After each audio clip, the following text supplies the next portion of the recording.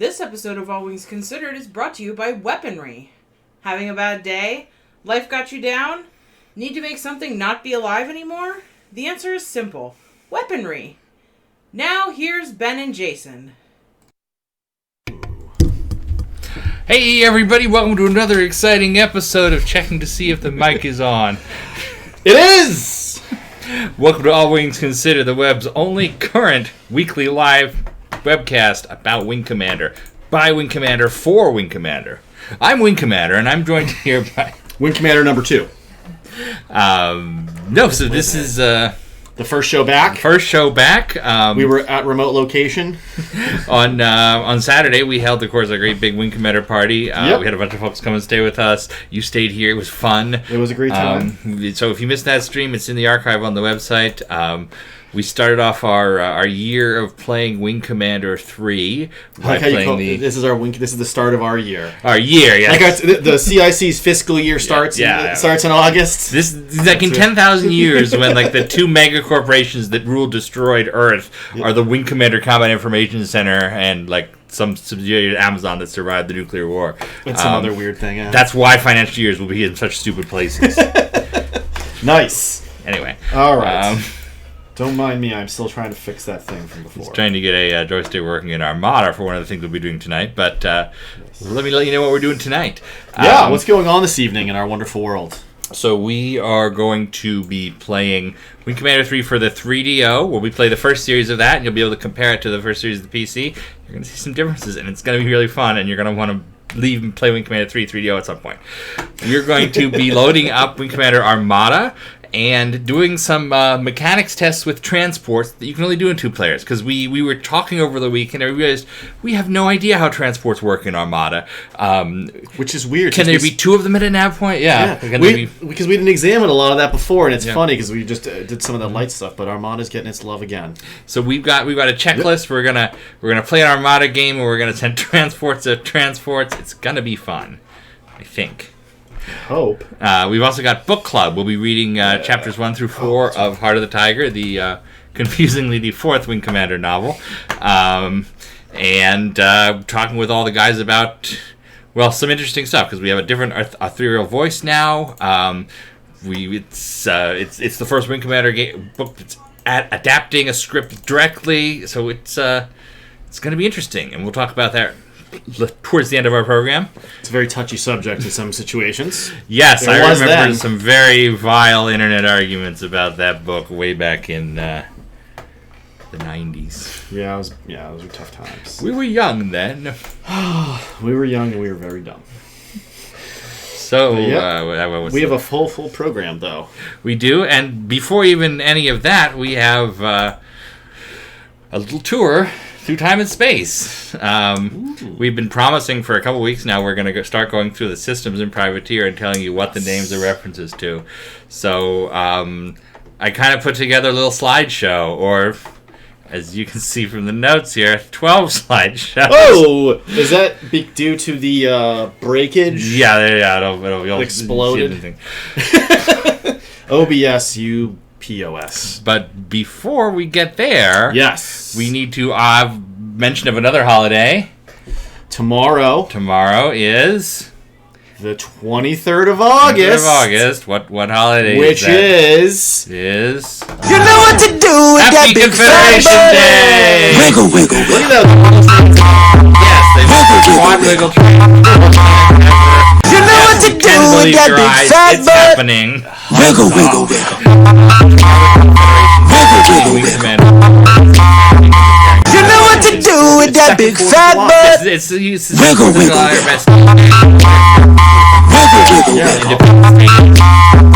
You know what to do with that big fat butt. Works and Wiggle, wiggle, wiggle. Wiggle, wiggle, wiggle. You know what to do with that big fat butt. Next year. Wiggle, wiggle, wiggle. Wiggle, wiggle, wiggle.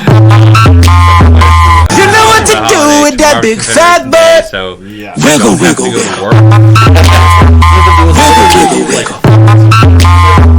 You know what to do with that big fat butt. Try. Wiggle, wiggle, wiggle. Wiggle, wiggle, wiggle. You know what to do with that that What big was fat butt. really loud? Oh, Wiggle, wiggle, wiggle. Wiggle, wiggle, wiggle. You know what to do. My ears. Oh, it's something for the Wiggle Train. Oh. Sorry about that. You probably didn't hear any of that. So tell us what just transpired, chat, please. So yeah, I think There was no- supposed to be the mute Wiggle Train, and it was playing the one that we added some joke track to. So Oh, well, that just makes that.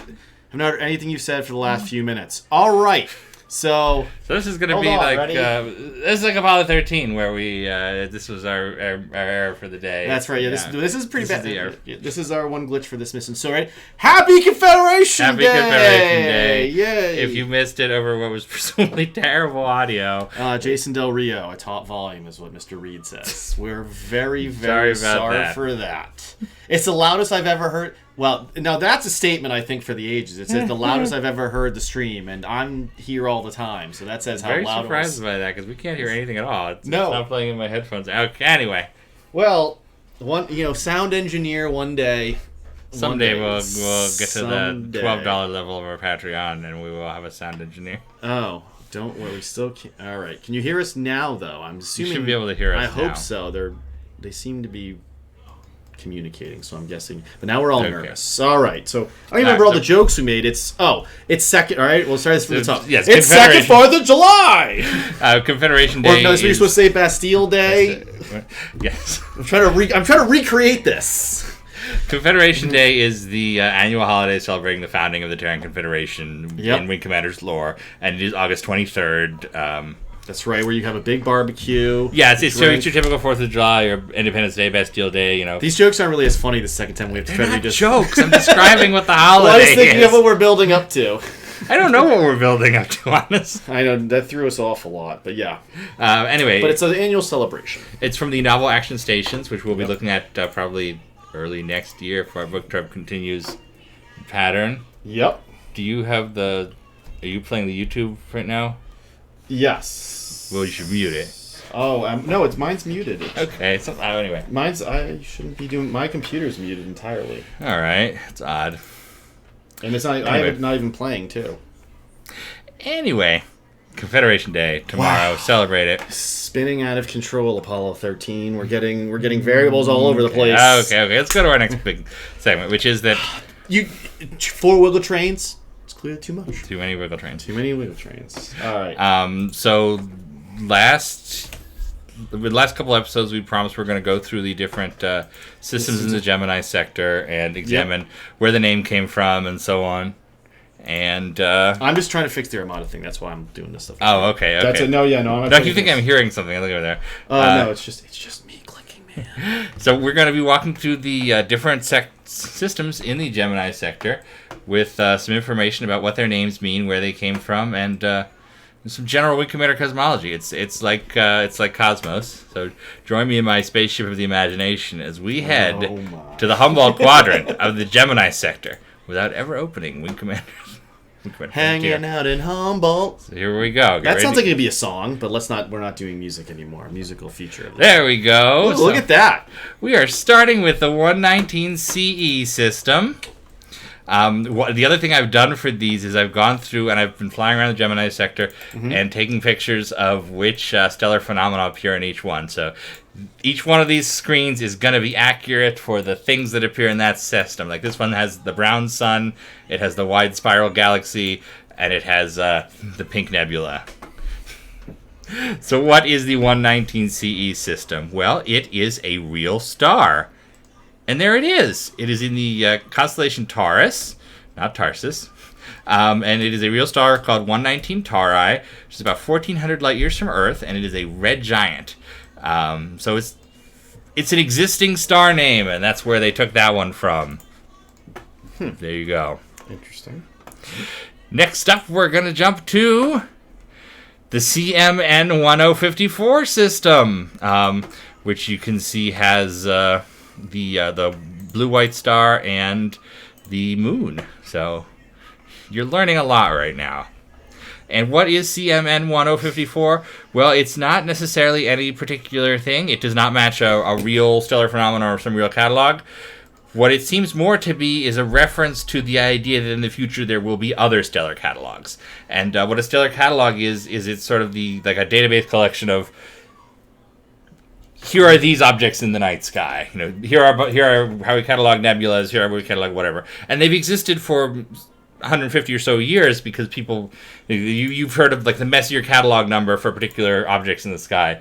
That is an early system of trying to measure what weird splotches out there are. You probably see a lot of like science fiction, like galaxies and things are designated like NGC. That's the new general catalog of nebulas and clusters of stars. And what we're thinking is that this system is likely a Confederation version of that. And we see a similar thought on the Wing Commander Universe map, where the newly explored systems are just TCSC and then a number. And this is certainly supposed to be a newly discovered system in the Gemini sector. It only has one nav point, and yeah. So that's the CM and 1054 system. They really roll off the tongue sometimes. Here is the Freya system, which we found no background objects in. But Freya is a Norse goddess. She's one of those goddesses who seems to be associated with everything.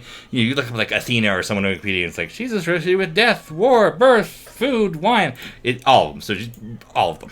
And everybody. You can remember her because she rides a chariot pulled by cats. 2 cats, which...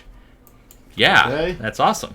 And there's also a Freya system in Wing Commander 3. It's a different system. It's weird in the overall map, and it's spelled differently too. So, yeah. Privateer spells it a little bit more accurately. Next up, this one's an easy one in terms of the system name. It's the Junction system. Hey. That's right. We've got all the planets in here. This is the fanciest thing anyone has ever seen. That is pretty fancy. I won't lie. Yes, very extremely fancy. Very well done. So, please work. Junction is simply a word meaning connection point, and it is the system in Privateer that has the most jumps, so it's the Junction. What are you doing over there? I'm getting very angry because I'm not figuring out why it's... Normally this works fine. I don't get why it's not seeing it. My apologies, everyone. That's why I'm being... There's the Junction system. Junction. Now we have 3 planets in the Junction system, which I believe is 2 agricultural planets and one pleasure planet.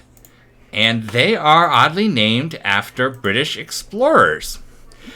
Speke, which is the pleasure planet, is this fellow here. That is John Hanning Speke, who's a 19th century British explorer. And his claim to fame is that he discovered Lake Victoria. And what do you know? That's Lake Victoria, but Victoria is the second agricultural planet. It's the first agricultural planet, sorry. So, yes. And the third of these planets, the other agricultural planet, is this fellow, Sir Richard Burton, a fellow 19th century British explorer and someone who often partnered with John Hanning Speke, including the expedition just before he discovered Lake Victoria.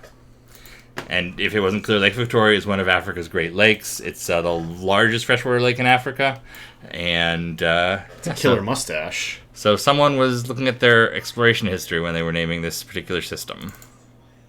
They had just taken a class in it. There's another one where they clearly just took a class in it, but we'll get to that. All right, well. Next up is the Padre system. And this was actually the question that got us thinking about this way back when. Someone asked what Padre meant in English. And we were talking about, it means father or like priest, kind of a friendly name for a priest. Kind of a friendly name for looking priest. At it again, yeah, like they call Father Mulcahy, they call him Padre on MASH. Yeah, I gotcha. But looking more at this, we realize you look at it through someone in a 20-something in Austin, Texas. It's South Padre Island, which is the spring break hangout for anyone in Austin. Yep. Because this is where the pleasure planet is. So there you go. All right. And the pleasure planet is Magdalene, which is, of course, Mary Magdalene. Oh, hey, I know her. She is Jesus' companion in the Bible. And he's often said to have been a prostitute. That's not actually accurate. It's a different character in the Bible who was the prostitute who Jesus forgave. but pop culture wise, it's a famous hooker name, and that's why it's the Pleasure Planet in the Padre system. You're learning all sorts of stuff tonight. Stuff you never thought anyone would think about. Oh, I certainly did not think about it. I don't understand. Next up is Pender's star system, which there's actually not much to say for this one because we couldn't find any sort of reference. It's a common name. There are a million things called Pender. Nothing seems specific to Austin. Best guess is that it's a Player Barnard star, but it's more just kind of a common sci-fi world-building thing where you come up with a name and then it's their star, and then suddenly there's this discovery story in someone's head, which is also how the entire pilgrim religion came to be populated out. You know, the movie had pilgrims in it. Nobody cared about the background when they were writing the movie, but then Chris McCubbin had to write up this the history of the Pilgrim Church.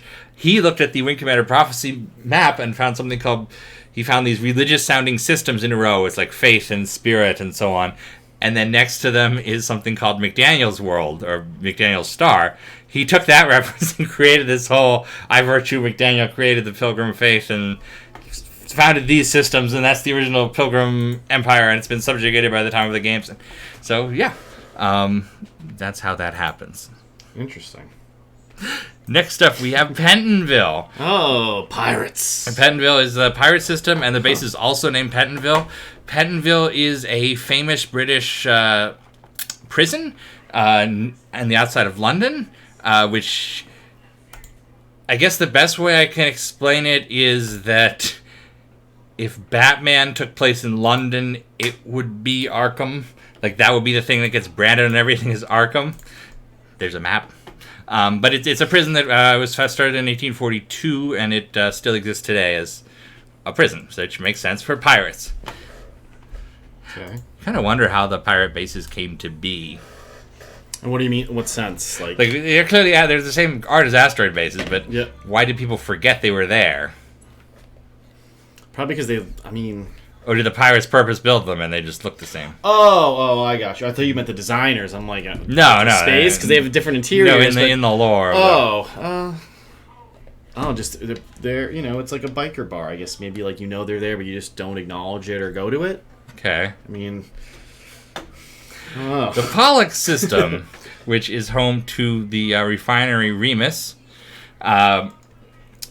Pollux is the second half of the Greco-Roman tradition of Castor and Pollux, who are twins who were great warriors, and then at their death they were thrown up into the sky and they became Castor and Pollux in the constellation Gemini. So you see that connection immediately. Did I have a picture of that? Let's see. There's the actual star Pollux, because Gemini is an actual constellation, and there's an actual Castor and Pollux star. There's the actual star. Here is the character, or the mythic character. And here is Remus. Remus, I'm sure everyone familiar with Star Trek lore knows Romulus and Remus. They were the founders of the Roman Empire, mythologically speaking, the founders of the Roman Empire. They were raised by wolves, and so the idea is that both of the things in this system are the second half of classical tradition twins. Ah, okay. So it's Castor and Pollux, Romulus and Remus. I'm not a speaker. All right. I'm just trying to contain some anger. I just installed Privateer quickly on my laptop. Joystick worked perfectly. I don't know why Armada is being... Are you using the install program? Going to the install program and setting it for joystick? I launched the install program. There's only a choice for sound and music card. That's odd. Yes. The joystick is calibrating inside the game, and I don't know why it's not. Try deleting your settings in the DOSBox folder, your joy.conf or whatever it is, Joy A. It starts with Joy. It'll be a recently created file. Delete that and see if it tries to... Oh, Joy A, Joy B. I see what you're saying. Yeah. Gotcha. So for the Precept system, this is one of those messier objects we talked about. The Beehive cluster is what this... It's an actual star or object in the night sky, also called the Beehive cluster, and it is the closest open cluster of stars to Earth, which is like a chunk of thousands of stars. The base is there's the actual space. kind of gets lost in the background. The base, Saratov, the mining base, is a Russian city. So, there you go. Pyrenees. This one is all Spanish. The system, the name is the chain of mountains that divides the Spanish Peninsula with from France. The base is Basque. That is the northern the area, the part of Spain that is right there on the Pyrenees. It's a particular ethnic group, and there we go. That is. That's what Spain looks like. The dark area is Basque, and the entire country is the Iberian Peninsula, which is where New Iberia comes from. So, yeah. And this is another one of those great world-building things that you do when you're creating a map, is you have a couple of ones that are some specific Earth culture. So suddenly there's another story. This particular part of space got colonized by a Spanish expedition at some point. Or so it implies, anyway. And here is the famous one, the one everybody knows. Even if you gave a privateer in frustration, you know the Troy system. And Troy itself is the setting of the Iliad, the Trojan War, the country it's Turkey now, right? A city in Turkey that went to war with Athens and had this apocalyptic war that is told, among other places, the Iliad by Homer. There's a photo of the actual place. Yes, we found it. And then all of the bases in the Troy system in Privateer are named after characters from that story.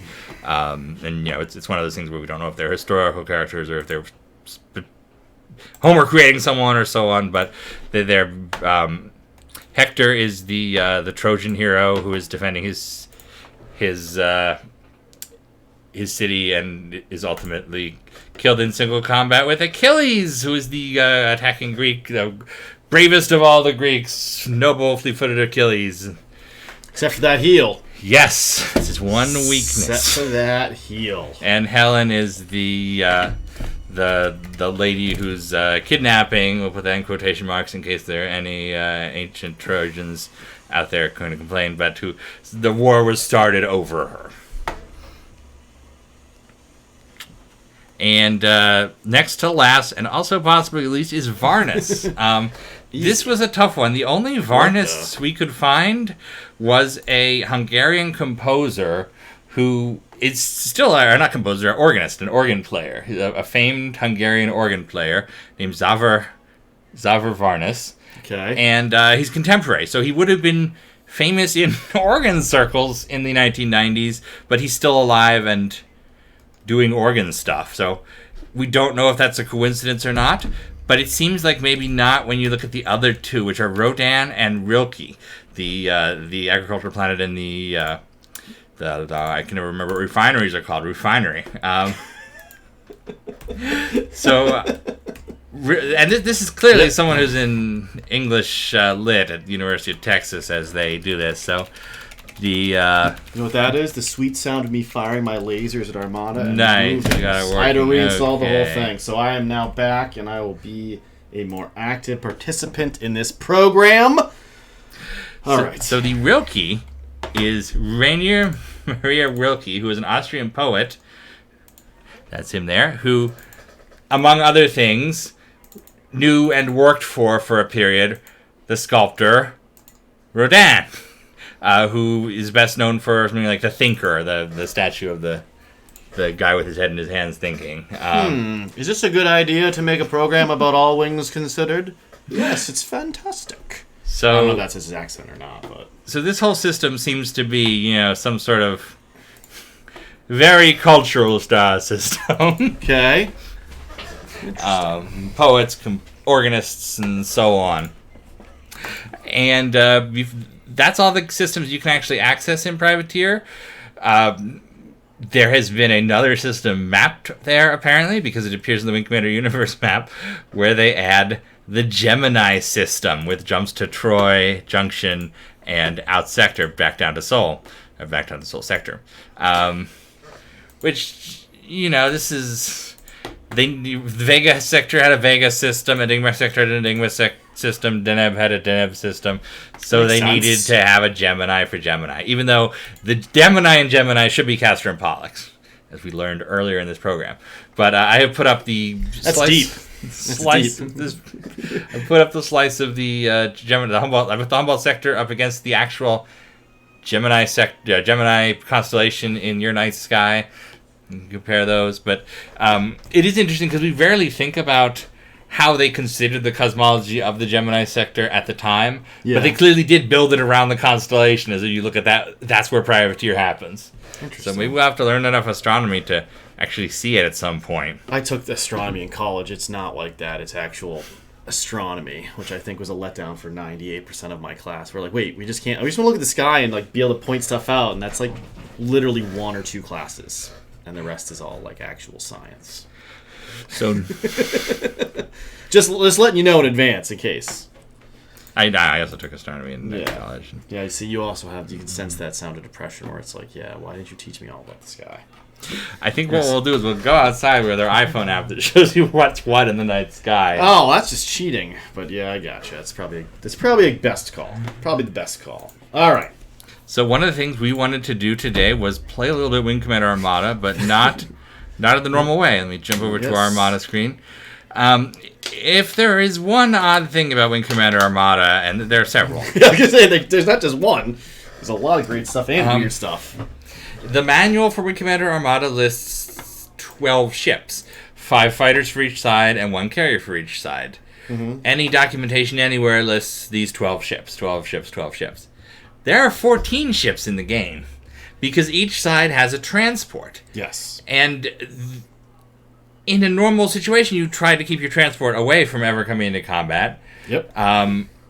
But there are 2 transport models in there, and if you attack someone with a transport, it will appear and is very easily destroyed, or it can be captured. There's a whole game of capturing and capturing back transports when you're playing in a giant campaign.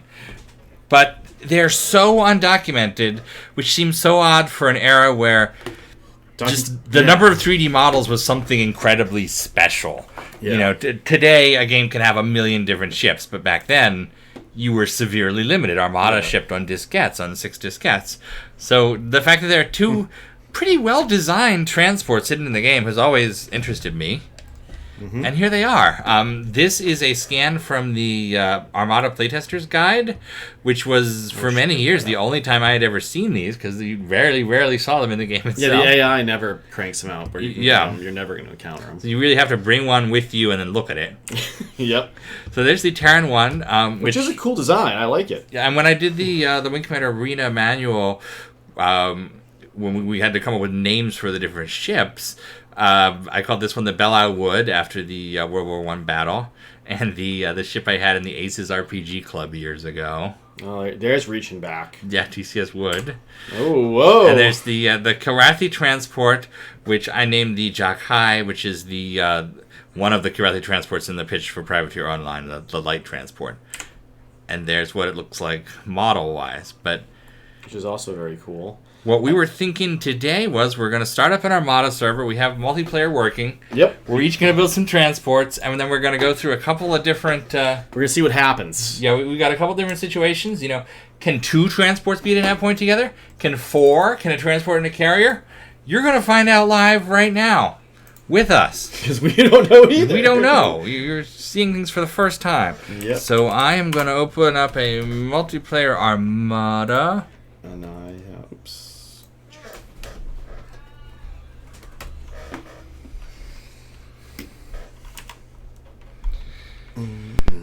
Hopefully that's appearing right, because we now can't see our own... I will wait 1 second and check on this net one. play. Yes, it is. All right. Yep, I see it on that screen, so I'll pause mine.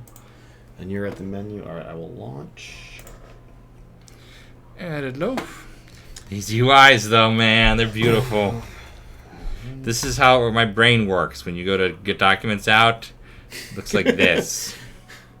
That's why there's sometimes a pause, just like Armada. Yeah. Like what is it doing in this initialization? Think about what's happening. Yeah, Armada definitely seems to take a long time Let me just double check to make sure. Okay, good. Create Doesn't know what's there. I'll create an Armada mode, Confederation. Yes. Oh, I have to do all this again. These silly extra steps. Because I don't have a script. Alright, now I'm just killing time until the Thunderdog connects. Alright, and we are good because I'm entering my call sign, which means the first hurdle has been leaped.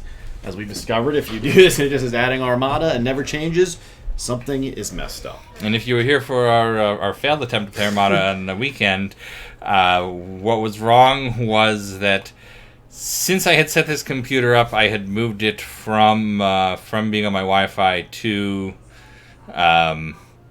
being hardwired, and I had not changed where the port was forwarding. So you have to port UDP port 213 to wherever your Armada is. Yes, I am successfully here. All right, I'm going to start this match. Yep.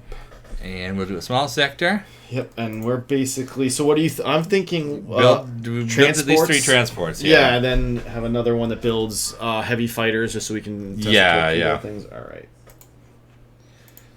Start with the transport. There. Woo woo. Hooray. Oh, you're going to seriously do this too? I'm going to do the chat. Which is great. So I'll send a message back in a second so you can see where... Because it lights up in the turn window. It'll start saying chat, wait, chat, wait, chat, wait. Yeah, it's strange that there's recorded voice dialogue that we'd never heard before. Yep, it only... Oh, you know what's dumb? I was going to say I wanted to put my headphones in so I could actually hear the sound of the thrill of battle, but I'm not going to do that now. We're going to need them later for the book club. No, I know. No, but I meant do it now. But what's also weird, so I'm going to message you back so you can show the people how ridiculous... Oh, you're already at that screen. So yeah, I'm already at it. You got to go menu to the chat. It's a little buried. No, it's just when you hit end... When you end your turn, it's there. Oh, I'm not at that point. I did where you have to go menu and that's the chat by the save thing. All right, well, end your turn. Yeah, I didn't even know what I was doing. Did I move everybody? No, I don't want to move that. So you're moving. All right, let's go.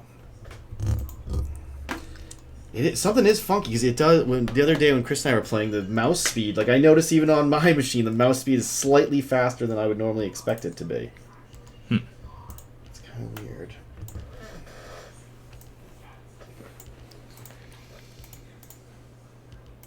You can't see his screen, but when you see a pause like this, it's because he's doing his turn. Yes. Well, we do our turns. We do them simultaneously. Yeah. But once I hit execute, I come to the chat screen. Yes, it brings you right there while you're waiting. Yeah. One day we will figure out the technology we actually possess to make this both screens show up, because we've just never gone. We're not smart enough to figure out how to make it work right. At all. I got one little transport. That didn't really work the way I thought it was going to.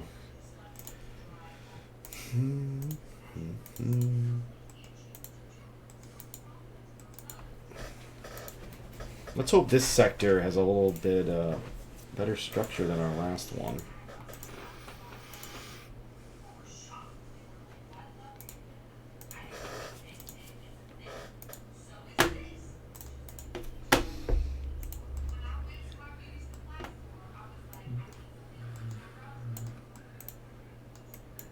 This is we commit our Armada's Armada mode, and basically what you want to do is have as many mines producing as much resources as you can right now. But we're not taking it too seriously since we're just building transports to have a transport fight. I'm just looking for planets to build resources, and that is it right now.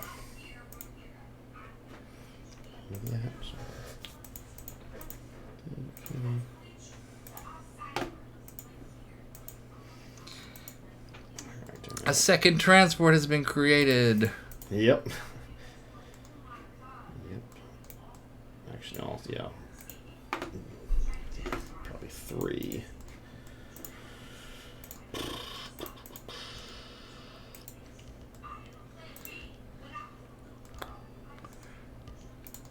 Interface is a little sticky just because it's old, but it's also a great game. It's slightly weird. Oh, jeez.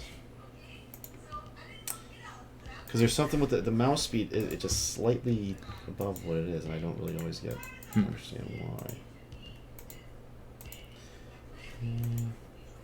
Oh, I'm gonna send that off exploring just yet. I guess I should be narrating this in some way.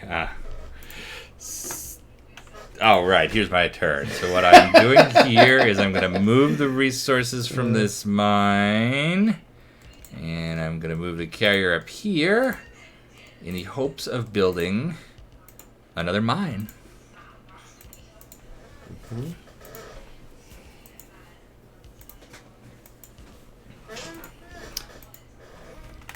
So this was a pretty week seemed to go by real quick, I guess, because we were pretty exhausted after the weekend. But good week overall. Thursday. Yeah. It's surprising how fast it went by. Yeah. I will say that we've continued our Tom Hanks Club. Here's some good. That's a good filler talk. Into 1987 now. On Tuesday we watched the Tom Hanks film that no one has ever heard of. The lowest grossing Tom Hanks. The lowest grossing Tom Hanks theatrical release. All right, I now have 3 transports. I got 3 transports too, and that's enough transports. Yep, I'm gonna start making Gorons instead. So we can have that to do this. But yes, we watched a movie which I don't even remember. Every Time We Say Goodbye. Every Time We Say Goodbye. Which they do say a lot in the movie and actually reference that phrase. And it's not good. Yes. It's really so not. It is a 1987 Israeli romance, which stars an all-Israeli cast and Tom Hanks as an American serving in the RAF who is recovering from some illness in Jerusalem and falls in love with a girl there, and her family doesn't approve, and it's yes. It's your classic love story. Yeah, and not great at all. No, or good. It was the longest 90 minutes. We checked twice in the movie to see how much time we had left, and each time it was 1/3 more through the film. We checked it about 25 minutes and then around an hour, and it was terrible. And the military. Yeah. Military experts in the room were excited to note that there's the one scene where you see Tom Hanks actually being a fighter pilot. They tried to disguise a P-51 with a bubble canopy as a Spitfire. They've got it all painted up in RAF colors, and it just looks ridiculous. And then some guy Baxter dies, but we don't know. I thought Baxter was his friend who was married, but then he shows up again, so it's Different Baxter. Who the hell is Baxter? Yeah. I would not recommend it in any possible way. Then we watched Dragnet, which is still pretty fun. Yeah, Dragnet was a good time. It's goofy and it has a lot of very dumb, Dan Aykroyd jokes. So, and you get a good Hanks in that. Okay.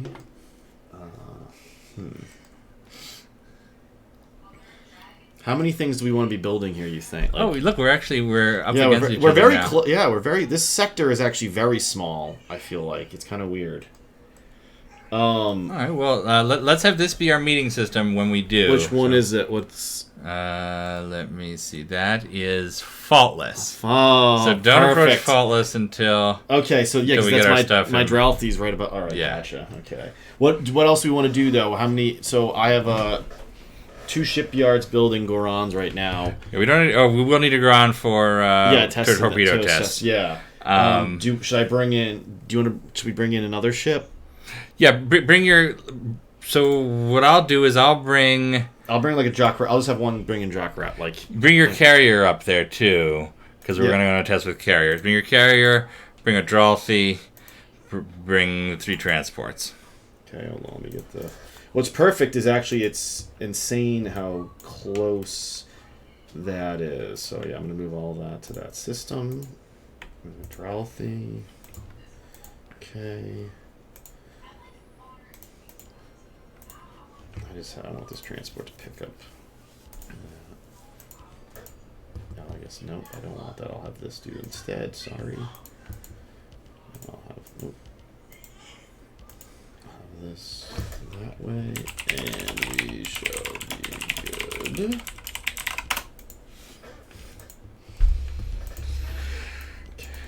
Alright, I'll buy mine. Okay, so I'm gonna...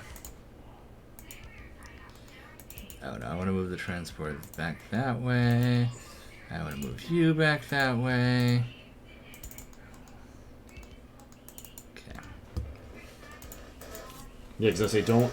I'm at New Austin is my staging Oh, nice. system. One thing I want to do is pull out where Armada creates all these systems.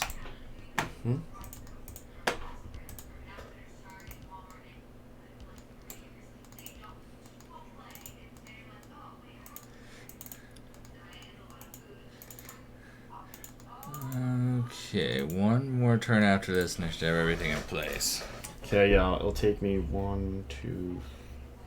What's the fastest way to get my carrier down there? Well, my carrier will move. I have 3 transports and 2 transports and 2 Dralthi that can jump in. I have one that's a turn away or 2 turns away. Okay. So we can start the tests right after this. Make sure I don't screw anything up and forget to move something like a jerk. And so we want to test a couple different use cases. What happens if each side has 1 transport? What happens if somebody has 2 transports? Mm-hmm. I guess we should probably we should have one shipyard still building them now I think about it, because when we destroy a transport or something. You know what we can do is we can save the game. Oh yeah, that's what we said we were going to do earlier. I came up with that sort of idea earlier today, and then so that's so we don't have to keep redoing it. But I'm glad you thought of that. That's why we're both. It requires 2 of us to put this together, because sometimes, all the time, we're not that smart. All right. Yep. Okay, so don't move yours this term. You got 3 transports and 2 Dralthi there? Yes. So, Right, yeah, I have 3 let me double check. Yes, in New Austin I have 3 transports, 2 Dralthi. So I'm going to send after you... I'm going to send 1 ship and 1 transport. And we're going to see what appears in this battle. So don't kill anything. Just check it out. This is going to be one of my transports versus the 3 of yours and the Dralthi, and we'll see what become. I think we'll be able to tell a lot from this one battle. All right, I have a Goron that I'm going to keep. Actually, no, it doesn't matter because unless I spawn it, so it's fine. Yeah. All right, I'll bring it in too, so it's all there. All right, and away we go. So I'm going to take the. So you got a Banshee and you take a Dralthi. Yeah, I'll take the Dralthi. I'll take my fighter, and we'll see. Okay, what do we got? I see. Okay. I got 1. I've got 1. I got 1. All right.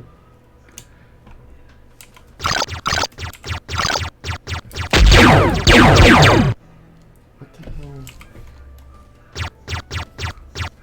What was it? Oh, it was the other Dralthi. I'm like, what the hell? Oh, I should have just brought 1 fighter. Oh yeah, now we have to fight the battle. Yeah, stupid us.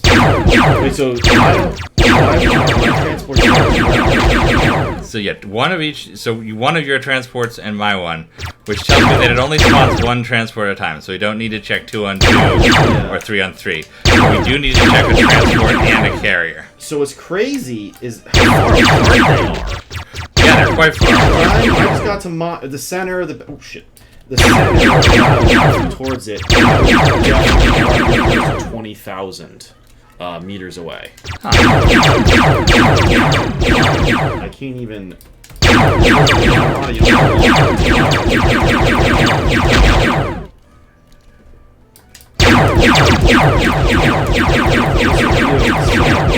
And I still can't even lock onto your transport yet. Interesting. Wow. Yeah, they've got to be 50.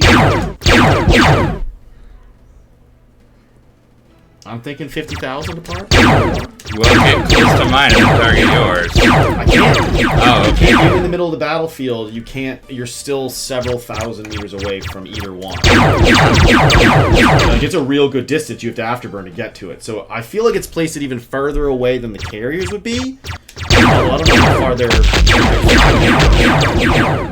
Well, we'll find out in just a moment. Well, the problem is I have other ships. So I guess. Here, where?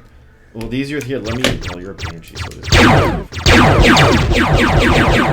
Actually, you know what? I'm just gonna ram your train. By the way, transports. Do they have any weapons, or is it no weapons? No weapons at all. I remember that from playing Chris once, and he. Oh, I just pulled off it. That caused everything to slow down. I just rammed it to death and won. In terms of damage, front shield regenerator 41%. I didn't lose any armor. It bounced into it a few times and it killed it. Yeah, they seem to have almost no protection. They have 0 protection and their hull is like tinfoil.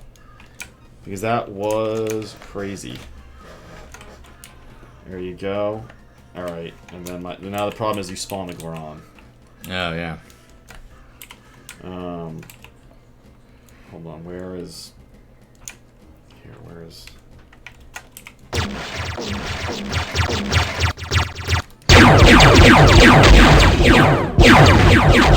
Kill me, I see. Oh, put me in it, yeah, here. Stop.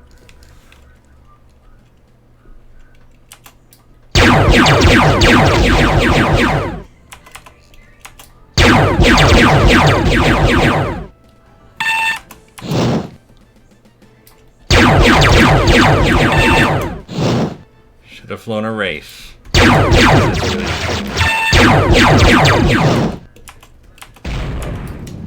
I just discovered an I feel like I know this, I don't remember what it is.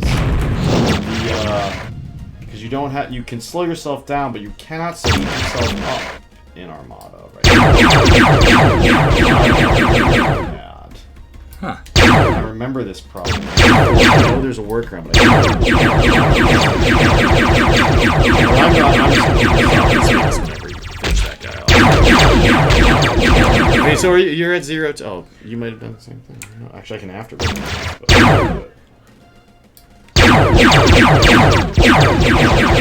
not survive this fight. And here you can see some of the weird balancing in Armada. For instance, I have fired every single missile I have, and it has not taken down his shield.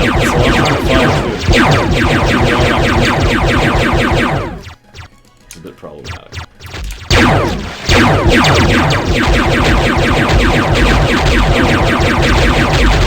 Both of us are floating in space as well. You're at 0. Yeah, 0. Can't throttle up, so that's why I'm Oh,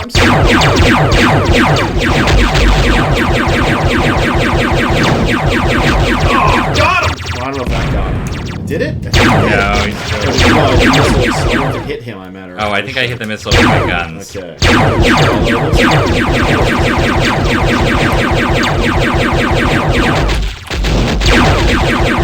Oop. Smashed into the monitor stand. It's not really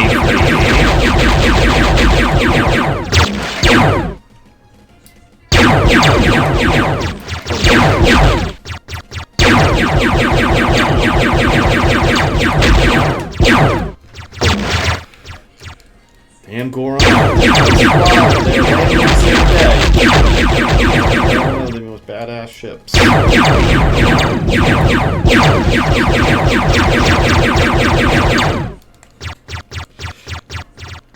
His armor is only yellow.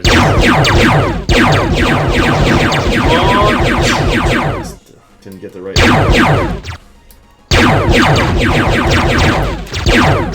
Red. We got red. There we go. Oh, they gotta kill me now. Now I must kill you, John Romero. And the. Oh, you know what? Let's do the torpedo test before. Okay, yeah, since we're right here. We wanted to see what happens if you fire a torpedo at a transport. Since a torpedo doesn't usually explode if you fire it at a carrier, you know, if I fire a torpedo at a carrier, it will destroy the carrier, but instead it cuts to a cutscene. So what happens if I... Ooh, He really is far away. Yeah, I'm on my rotation Okay. camera. This looks very cool. coming in, and what's interesting is they're also, I think, pointed away from each other.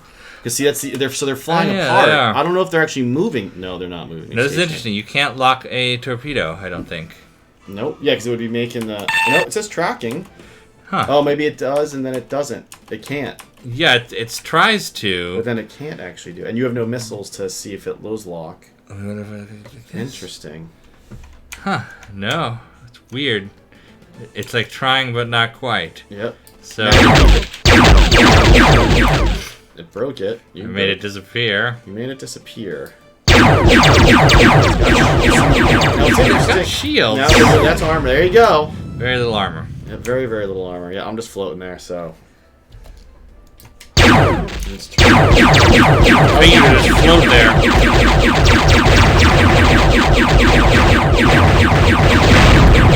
Alright. Oh, I thought we killed us both. It just exploded me, though. Alright. Oh, but look at a second transport had spawned. Wait. So what? Where? It disappears there on the side, just at the very last moment. But how many? Oh, you only brought one that time. I only brought one. That's right. All right, yeah. all right. So let's reload it. All right, works, menu. though. Actually, that's a good question. How do you load it?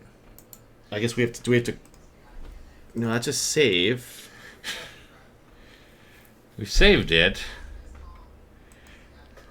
I think we have to go back to. Do we have to start the game all over again? Possibly. Well, shoot. Why don't you just build another transport? I already have. I switched one Okay. of my shipyards to do that. Okay, so bring one transport to the New Austin system, and I will bring my carrier and one transport, and we'll see what happens if carriers and transport spawn together, and that should be the last of our questions. Yeah, because that took care of a lot all at once there. Very exciting.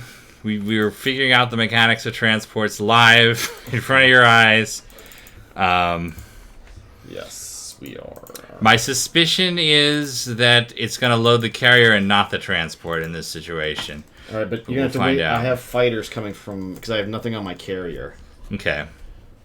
Oh, wait, I got it. Forgot to end my turn. Sorry.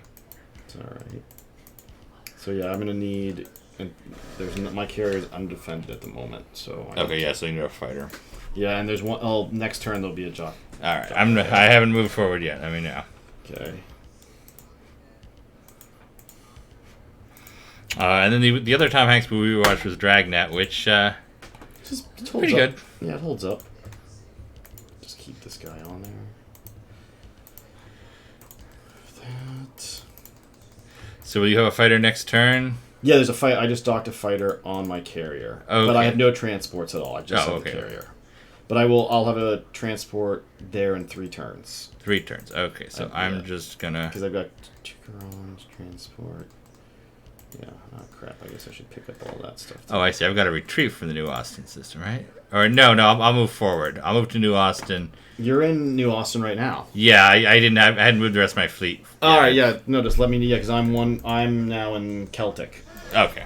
One system Okay. wide. So Celtic will be our next battle point.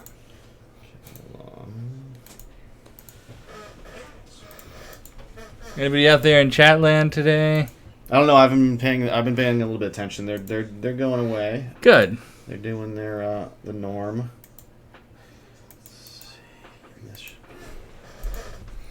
All right. Let's do this.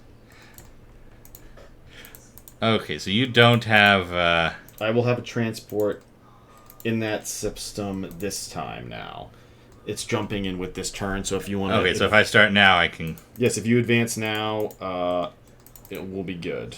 Yes, Okay. but I only have 1, so... Yes. So 1 is fine, because we know it won't be 2. So this will be our final battle. This is where we're going to find out what spawns when you have transports and carriers. Okay. Alright, so... Alright. I'm going to take the Goron out. So I have the torpedo as well. I see a carrier. And carrier. Okay, that is disappointing, but not unexpected. So I started about 10,000 hits from my carrier. I started 10,000 hits from my carrier. And you're 10,000. You're about 12, 13,000 away from me. That's Yeah. pretty. So 30,000.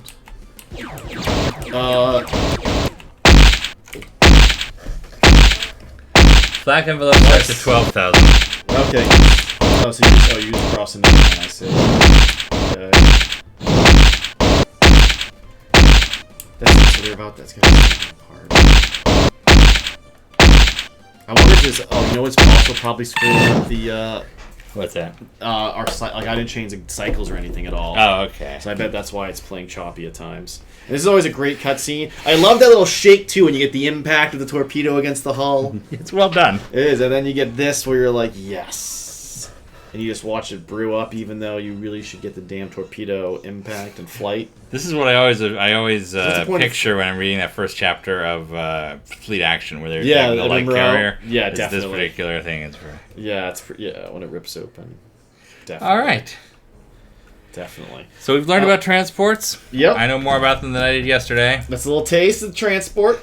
A little taste. We had a question that says Armada was the first to use the Wing Commander 3 engine. Armada was kind of a prototype since it was released first. Well, it's not quite a prototype. It's what you would call a what do you call it these days? Wing Commander 3 started development first, and Armada split off from it. So it uses a lot of work they did for Wing Commander 3, but not the final form of the engine. The first game to use that engine, which is called Real Space, was Strike Commander in 1993. And then both Armada and Wing 3 are taken from Strike Commander's original. So I was just catching up the Discord chat. No worries. So next up, we are going to play something a little bit different. We've been talking about our Winter of Wing Commander 3 in honor of its 25th anniversary. Since the whoa. I love the idea of Winter of Wing Commander 3. It's August 22nd. It's going to be winter by the time we're done. August. I understand that. But for now, we'll just call it the time of the... So Wing Commander 3 was That's cool.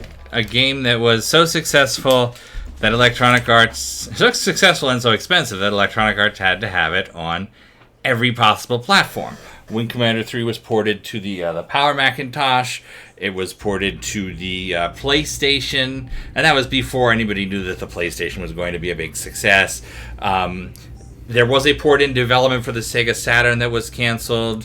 It was ported to Windows 95. Windows 95 came out. And it was ported to the 3DO Interactive Multiplayer, which is one of the great product stories in the history of 90s multimedia games.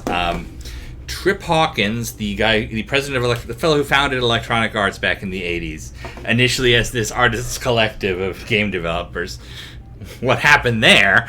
But he left Electronic Arts in the early 90s, and he started a new company called 3DO as folks were developing their 32-bit consoles. Those are the ones that would follow the Super Nintendo and Genesis. It would be the big CD-ROM ones, stuff like the Amiga CD32, the PlayStation, and so on. The Nintendo 64.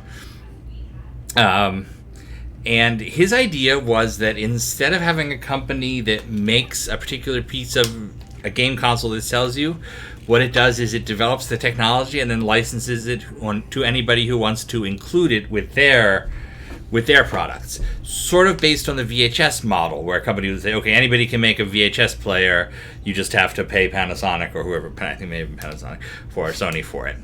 So the idea was 3DO would develop this awesome multimedia game system, and then electronics companies would say, oh, I want to put that in my entertainment deck, or I want to put that in a console I'm making, and then all of those would be compatible with all the games. Additionally, they would not hold game developers hostage in the same way that Nintendo did. The licensing fee to develop a 3DO game was $1. There was all this interesting stuff that went into it. And going into it, the idea that Trip Hawkins had was that the system would be especially cheap because it would be so plentiful. If 50 different 5 or 10 different manufacturers were competing to have the 3DO, it would keep costs down. That's where things didn't go so well.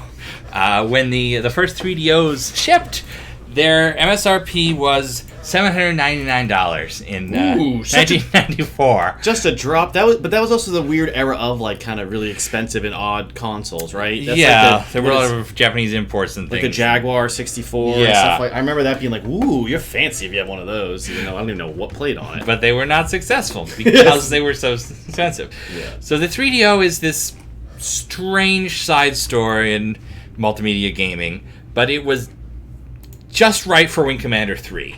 And because Trip had these strong connections with Electronic Arts supported the 3DO with a whole lot of money and a marketing push that really was beyond what it deserved, looking realistically at the numbers at the time. So there are a bunch of great EA games for the 3DO. But Wing Commander, Super Wing Commander exists because they needed an early. It was supposed to be a launch, but did not hit launch. Early title that would make the 3DO appeal. Wing Commander 3 was to be Origin's second 3DO game. The third was going to be a game called Prowler. The fourth was Wing Commander 4. Neither of those two happened. But Wing Commander 3 got the all-star treatment. It had a serious development team that ported it, and it really ported it. If you play the Mac version of Wing Commander 3 or the PlayStation version, they're trying to be the PC version with different hardware. Especially the PlayStation one really stutters because of that. For 3DO, they took all the missions and redesigned them to be more action-oriented. They changed all sorts of changes. There's more video that was cut from the PC.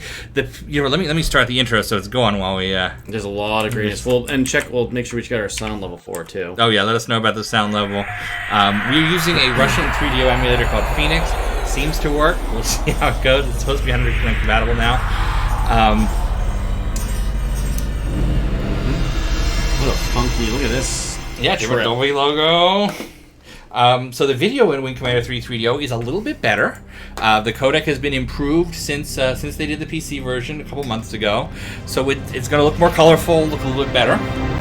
There's also more video, as I mentioned. One of the strange limitations of Wing Commander 3 was that it was first designed to ship on 72-minute CDs. That's the ordinary CD-ROM that you know today. It turned out that the first generation of CD-ROMs, the 1X CD-ROMs from 92-93, did not support 72-minute CDs. They only supported 60-minute CDs. I remember that being a deal. Yeah, so there were little bits. So they went through Wing Commander 3, they cut out the news broadcasts, they cut out Hobbs' explanation, and they... Kind of a big deal. Kind of a big deal. I feel like we could have cut out maybe one of the angel messages or something instead, or I guess it depends where in the game you want to cut it out. Yeah. But it had an interesting impact on the game, you see. Yes, it did. And the fandom, actually, by not having those movies until far, far later. So the 3DO got to add a lot of those back, and we'll see some of them.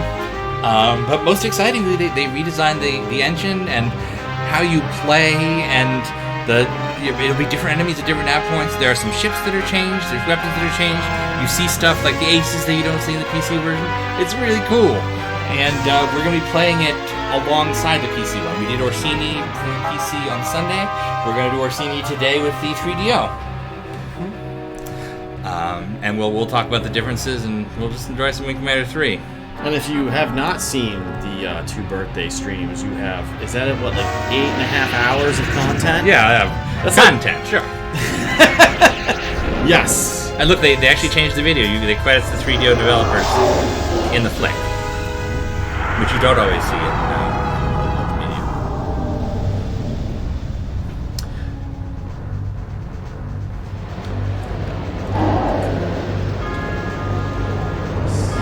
Such a great scene. It's odd. You never see Dorothy act like this again anyway. But it's iconic. This wide shot of the Karate throne room. And that was printed on the calendar. It was a big one. And it's just also funny that it's Dorothy. I mean, they're most recognizable of Wing Commander, but you figure the Emperor, he deserves like some type of Vacross. Blood Fangs. Yeah, Blood Fangs. Or even like gold-plated fighters of some kind, something ridiculously over the top. I'm assuming our sound is good, as no one has said anything. So I'm let's know if there's a problem with the sound. Yep. You're looking at one of the only physical sets built for. No. Oh, that was Armada. Armada. I don't know. doing a great job with this. Sorry, I was trying to make sure I transport things, but our producer said that was a lot. Okay. But then Frosty said it was perfect. This is one of the only physical sets built for Wing Commander 3, the Karathi Throne Room. The throne itself is an actual set that he's standing on. All the background is CG. And by the way, there's some great background you never noticed here. First of all, look at the Karathi guards in the foreground that never move, but they are physical Karathi who are stood up there. And then we have these wide shots where it's a physical shot. Silence. What happened to the throne? Obviously, probably long gone. I'm sure it's long gone. They strike stuff like that from his head rather than keeping it. It's unfortunate, but understandable. So if somebody has projects in mind, there is a Karathi throne. Build your own. The one I really regret losing is the shuttle from Wing Commander 4. The full set of a shuttle. That would have been so cool to own. You could fit that in your basement, totally. You totally could fit that in your basement without any additions. Still defiant. And little touches in this that you could tell, they don't look amazing today, but you can tell that so much work went into having the two Karathi guards in back of her walk forward. And that's Chris Roberts. That's Chris Roberts saying we have to do this minor thing because it's going to make it look so much better. Joe Garrity owns some of these costumes. I believe he has Prince Strakat's head and his shoulders. He just got his head lying around. Yeah, we had a head at the party. Background Karathi. And this scene, though, or is that another one? He's one of the guards. Okay. And actually, probably all the shots. Yeah, of course, certainly. The humans cannot appreciate the honor that I am about to bestow her. She is not only a great warrior, The lady who plays Angel, Yolanda Jalot, is now a personal assistant in Hollywood. So, and for like people who are visiting. So if you have some big business thing, you can hire her to be your translator and interpreter and go for her. She runs a business that does that. Oh, sadness. These two are still actors, somehow. Of course, Mark Hamill from Star Wars and Maurice Davies from everything. Indiana Jones, Lord of the Rings. Wing Commander. Yes, these from Wing Commander. Thank you. You're welcome. You're welcome. But already you can see we've gone from that first scene where we had these very unique camera angles, because you could do, the wide shot, the above shot, the behind the Karathi guards, to now we have this Wing Commander 2 style where there are 3 different backdrops and we're jumping from one to the other to the other. I'd love a closer look at his comm prop. There are so few props in Wing Commander 3, but you see so little of them. There's the guns the Marines hold when they're doing a funeral. There's the physical cockpit parts, the joystick handles and the yoke handle.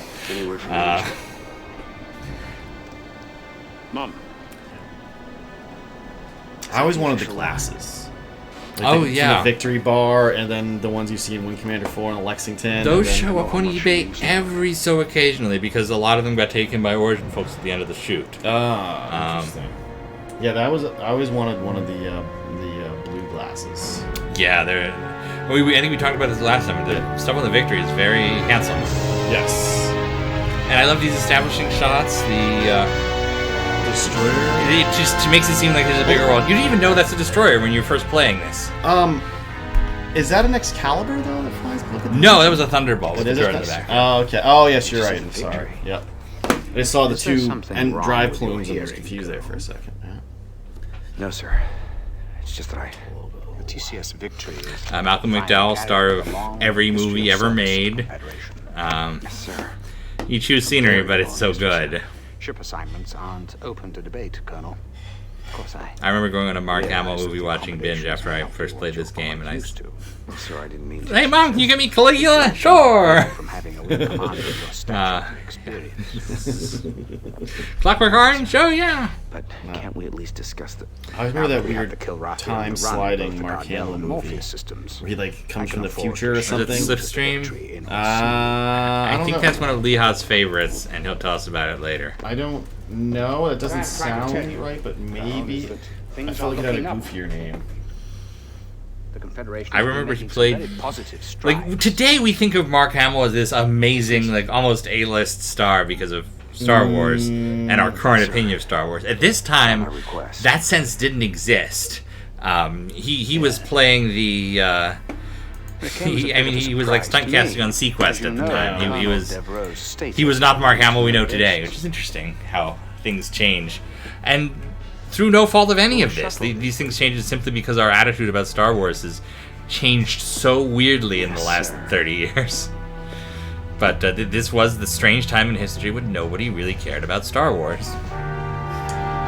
Time Runner. I've never seen that one. It's a world under attack.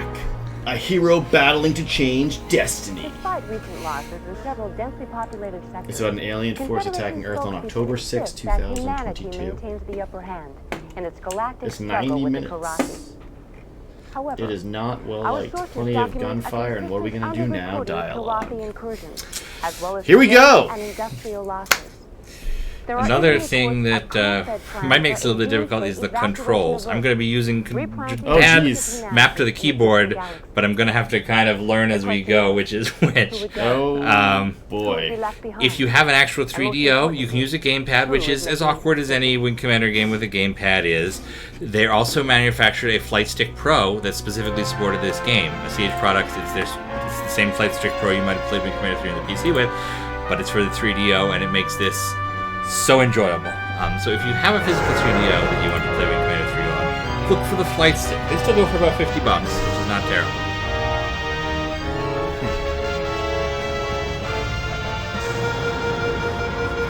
Love the battle group. That approach is a little suspect, though. The thing is, what does it carry your deck for if they can just kind of come to the end and stop? Yeah, that approach, You know, the novels, they like to go through all these hoops about, oh, well, they have these launch cradles and you get shot off this thing. The games do none of that. In fact, you're going to see one of the first changes you're going to see in this version of the game is the video of the fighters taking off, which is somewhat surprising compared to what you're imagining. But we'll see that in just a moment. Hey, Hobbs, how you doing? Yes, I know what you're thinking. She's no Concordia. Captain Eisen is Jason Bernard. Fantastic character actor in the 80s and early 90s. I remember him from the miniseries V. Okay. He was the like world knowledgeable father of the one angry militant guy. But he's all over TV and in bit roles in that era. He was the judge in the Jim Carrey movie Liar Liar. That's where I feel like was that? No, that was after. That was after, around the same time probably. Yeah. One thing I've been doing lately is rewatching these videos and trying to track the different extras who are in the background. Like you can see Vaquero is there with him, and he has no dialogue, so you never think about it. But there's a consistency among these background extras from scene to scene, and I've been making a chart, so I am shocked. See that at some point. Tell you how to run your ship. The But I am extra going to insist chats. that Hobbs is reinstated to the flight roster immediately. Well, that's admirable, Colonel, but... Background extras, including Chris Roberts, who shows up in the funerals for your funeral. Which I always thought was really cute. Always think of him just in Wing Commander 4, and I couldn't go on! Yeah, that's a much more obvious cameo, but his Wing Commander 3 one just seems so appropriate. Alright, so here I am in Wing Commander 3. Battle group again, gotta love it. Love that shot, just as you see him all cruising around. And I can even tell here the videos look higher quality. Yep, and yeah, the barrels, those are new. Mm-hmm. I don't remember the barrels being on before. Does this Transition screen. Yeah, like a pair of busted wing flaps. But it's great to The see you, text is buddy. also slightly cleaned up. And how Yeah, is the it's fine using a pilot 3DO font instead of the PC I don't one. have a clue. I haven't heard from her in a Makes while. sense. She's on some damn covert op for Tolwyn. But hey, I got good news for you. I put you back on the fly What's roster. interesting about the whole Hobbs thing at the But start of I Wing Commander 3 is requested- that, Never as we'll mind talk that. about I later, want you with me on my first people mission. are angry for him to be the Wing Commander, but somehow Well, it's many okay for him to be brave the and XO noble pilots here. on the Yes. ship. Like, But when my life's on the line, I think wanna it's win probably I can Cobra trust. specifically. I shall try not to disappoint you. friend. Are there subtitles in the 3DO version? I believe there are. We can go to the options screen after this. Check that out. In fact, yeah, let me activate the main terminal.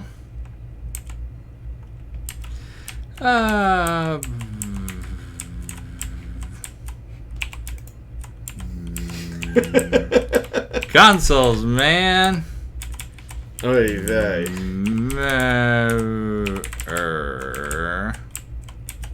I would have just put in like blah, blah, and been happy. Well, that's why I'm an artisan. That's true. This is the move of a true master. Oops. I thought that might take me to like symbols or something, but no, it just deletes. Maverick, enter. Okay, controls. Descriptions on turn. So yeah, subtitles I can turn on. Okay. And yeah, like you can go and turn on vulnerability if you have to. No judgment. But you can see, yeah, they redid the UI for all this. Yep, the 3DO has a tiny amount of internal memory. There was a second memory thing released in Japan, but it. Do I wish to save the game? Yes. That may not have been a. Do I wish to game? Yes. Okay. So yeah, you have 5 saves instead of 99. But it tells you the ship's morale and how you're doing in the save game. Oh, that's stats. That's awesome. But here, let me show you another cool thing that. Kill ship morale. Oh, so check out the simulator we saw last time. It has 10 simulated missions. Yep. This one's different. Okay. It has a gauntlet, an asteroid, an escort, and a cap ship mission. Ooh. But the really exciting thing is at the bottom of the screen there, each one has unique lore. They all have copyrights and companies that program that particular simulator. Oh, wow, look at that. Asteroid mission version 1.2, 2669, Shellish Software. That's after Pete Shellis. R&I Industries. Datronics.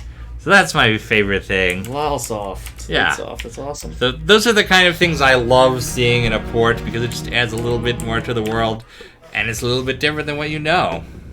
Yeah, it doesn't really change anything. No, it's pure lore for lore junkies. Yeah. You know, put that in my vein. Hey, family program.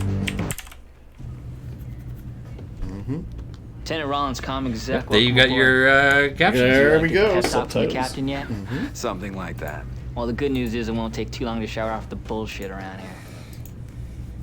Captain Eisen seems to believe in his ship and his crew.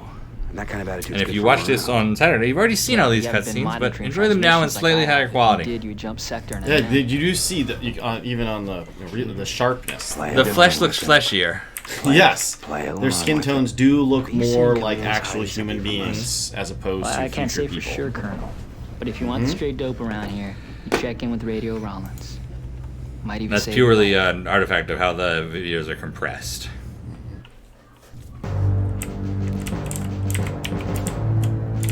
You can't do the trick to get out early. But no elevator cutscene of the elevator going no up either, shaft. so All right, so you avoid the shafts. you have instead the elevator simulator where it simulates you riding it and going up inside. Yep. Oh, I should have brought the fan. Yeah, it's hot. It is hot. Yep. Hey, Hobbs.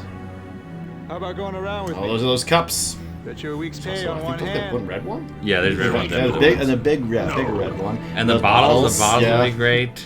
Yep. Yep. Hello, vagabond. Chairs? aboard, Nah, we sir. don't need chairs. Want to play a Or hand? that table light. Since you're the rookie on this boat, I'll let you call the game. Do you love that cup though? Not much for protocol, are you?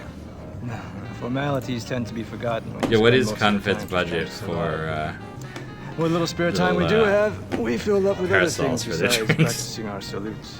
Well, I guess you have to adapt. whoever to he your was playing surroundings. with last had Don't I know a that? and also why is he trying to play cards at the an table art, with really. checkers? No wonder they call you. Or a Vagabond. gigantic light in the middle. Yeah, I Been mean, who doing your knows? homework, I see. He's got his popcorn. Look at the blue Yeah, I bowl knocked her too. out That'd be some. sweet. And yet your stuff. combat It is kind of file weird though that his first thought is to surprisingly play What's with the big a gaps in your game of bio? chance against his. Can I help it if Confed decides to I blank think my it's his whole data? thing. He's the card guy. I gotcha. What's he hiding? He's got a point.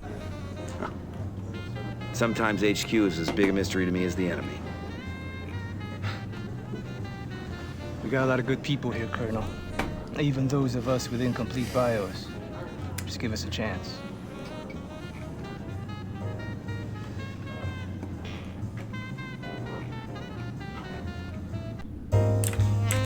Now let's see if we can do this. Yes, here's something you can't do in the PC version. Watch news. Revolution in the Grenada system. And every couple missions, this will change. There's a dozen or so different news stories from the Confederation with different ones appearing winning and losing paths. And coexistence, not conflict. just a cool way to take you out of the Wing Commander world. And Confederation officials are now meeting with the Wing Commander remastered. them of this new approach, arguing that there was no evidence that the Kilrathi have ever honored a blows the negotiated doors peace. off everything, which it absolutely looks like it's going to so far from what they've shown. So we can hope very much. Very, very much. At least I'm hoping. I'm very excited for the CNC remaster. Yeah, it's going to be fun. Yeah, they just released a new image the other day showing off the fight goes well for you. It's one of the things where I'm excited about it, but I'm so bleeping sick of EA and their obsession with Westwood games.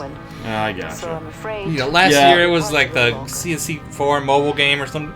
Yeah, some crap, yeah. They just keep throwing money at that IP. Wing Commander, guys, please, Wing Commander. Yeah. I guess we just need some type of air combat situation. Maybe, who knows, maybe Top Gun 2 pulls people back into that type combat and we get it. You know? I don't think that's gonna happen. I mean, hey man, after the first Top Gun, I think enrollment and there's a thunderstorm starting. Naval aviation billets rose like 400%, which is probably why now we're running out of pilots in like the Air Force and things, because they've all retired after their Top Gun years and have gone from active duty to reserves. I don't know that late 50s Tom Cruise is going to convince as many people. Who knows? No, I don't have anything better to do. No, I mean, So you're probably right, I pulled into a but, tight loop, locked onto that cat's tail. Just try to find the golden nugget that will allow Wing Wing Commander Remastered. All right. Well, The complete, if it isn't the Colonel. Complete series. I'm sorry. Nice remodeling of make your welcoming party. And by that, I mean everything. I guess you had more pressing maneuvers. I want Academy remastered. I want Armada remastered. I want them all. I'm there. I like how you're looking at that, thinking that direction to get any of that to work, and just instead just smash. I'm trying to memorize the keys. And I got them noted here. I see what's over there, and it looks pretty insane. Some people but the problem with console conversions is always that Wing Commander has a lot of different keys, a lot of options, and a console at the time had 3 to 5 buttons. I also heard you put hops back on the flight roster. And maybe if you're lucky, a variable button, like to secondary functions. So you immediately cut out stuff like, how do you do comm messages? You need comm messages, especially if it's a direct port. You have people to take off and land. The game is ostensibly about ordering your wingmen around. Who I choose as my wingman. So how do you cut that down and still keep the spirit of the game? And that's a question that every single team porting this game and the other games has faced, and they answered in very different ways. I have majors who do that for me. The difference in our rank. This one at least leaves us a full-featured comm system, but also gives us shortcuts for the ones you really need.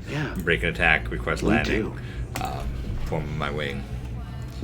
But even then, it's stuff like left shift and up, left shift down, left button up.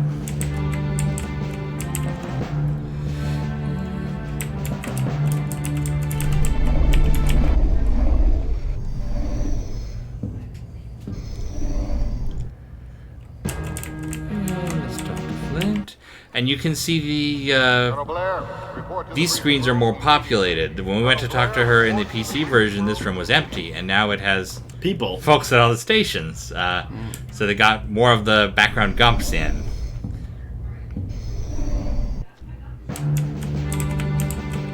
That's what those are called. Those motion guys over the background are called gumps. I thought you were just talking. You had Hanks on your brain. No, that's actually what they're called. The gump. Just walking around. All right, I gotta get off this deck, looking around, and now I'm here.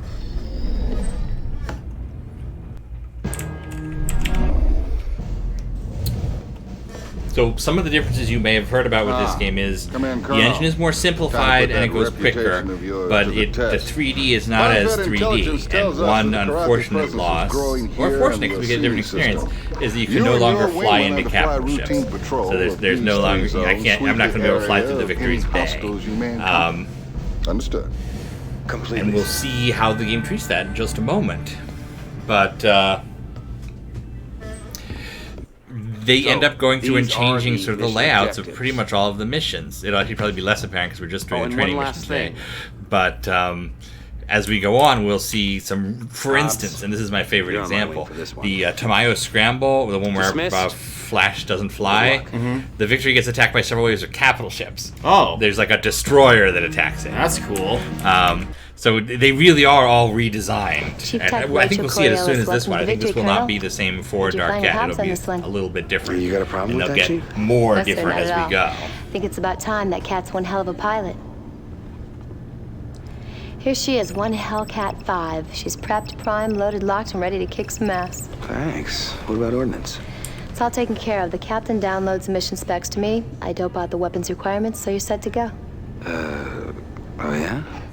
In the future, Colonel, you have the option of choosing your own weapons. Probably or the you can best trust my actress judgment and fly with my default loadout. I promise, Colonel, never to disappoint. Yep. When directed well. And Wing Commander 3, she's fantastic. And Wing Commander Prophecy, not so much. Now, see, in the PC version, she'd still be standing there, but it wouldn't let me use it. But here, watch this takeoff for a little surprise.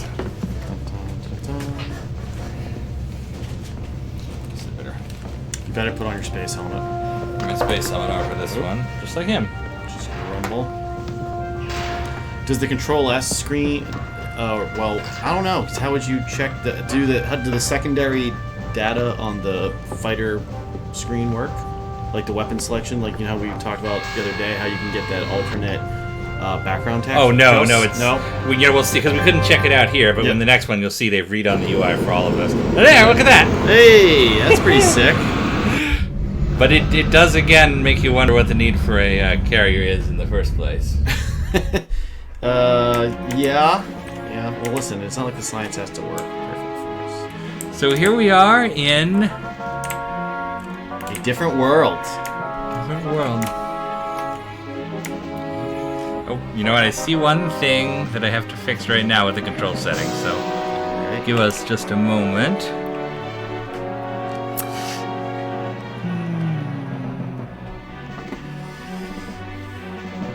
I tried to have it be left shift as one button and the other one as something else, but not working. Is there a different music for Blair running to the ship in this as well? I couldn't hear it. So no, I believe it was the same. Okay. Although, who knows? You don't know.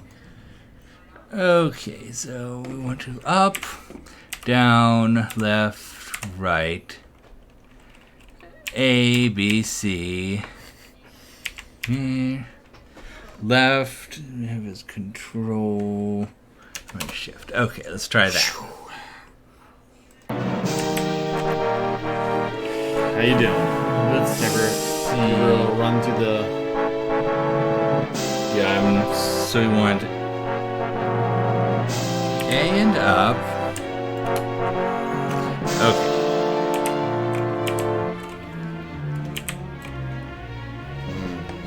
Oh no, B and up is accelerate. Okay.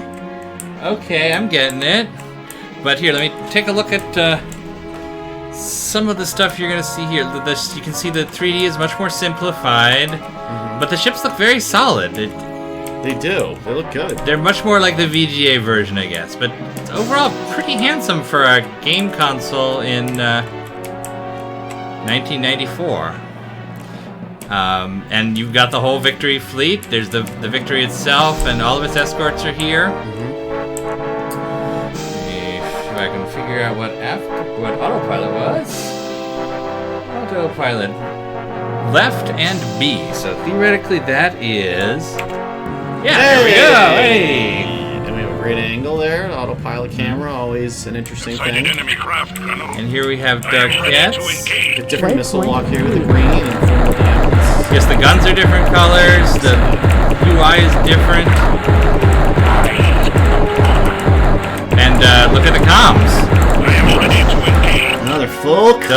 caller comms.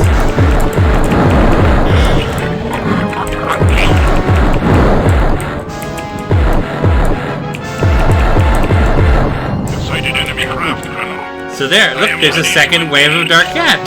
Hey, where'd you come from? This wasn't there on Sunday. The chat says the 3DO Thrustmaster also works for this game, but not the Secret Wing Commander. No, it does work for both. That's a misnomer I've seen out there. It's not a Thrustmaster though. It's a CH product. I am ready to engage. That's not part of the Thrustmaster collection. It's actually back there, I think. There's one. Oh, is that the one that I think it is? That looks like a weird game? No, it looks just like a regular Playstick Pro. It just plugs into a 3DO. Oh, look, I fired a missile. We're so proud of you. One thing I should figure out is changing my guns. Cycle weapons is left and A. Left and A. Oh, sorry. Left and C. I'm sorry. Left and A is weapons. Cycle guns is left C. There we go. Full guns. Autopilot. Waypoint reached. Considering your damage Autopilot. is also displayed in the left, I noticed. So you've got some problems. Enemy craft. Yeah. So think of this as. Waypoint reached. Because they don't want you to cycle V to use. Well, no, it's because we're looking at this on a modern super monitor, but this would have had to have been played on anybody's television. So you have a lot of things like, oh, it has to show the damage a little bit differently, so just to make people who otherwise wouldn't be able to see. You know, it has to be the low-end average consumer television screens, you know, 20-inch black and white television or something in 1984. Those terrible tubes. So, you know, and now that didn't seem so exciting because there were 6 Darkheads instead of 4, but it's a start of how things will change. It's only the beginning. Now I need to figure out how you communicate landing, which is pause and A. And then after you land, I was told the game audio is a tad loud. So just after you land. Not into... Why is my... Oh, shiitake mushroom. We have some comm damage.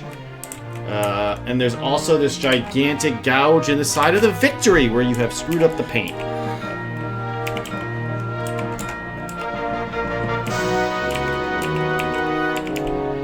Wow, it's pouring out. Okay, I just gotta figure out what the pause button is. It will be just a moment. So nav map is pause and A, and we want pause and B.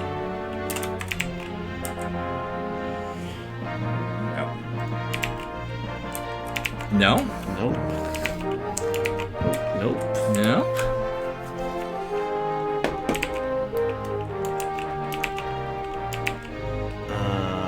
Okay, we're gonna get this. We're gonna get this.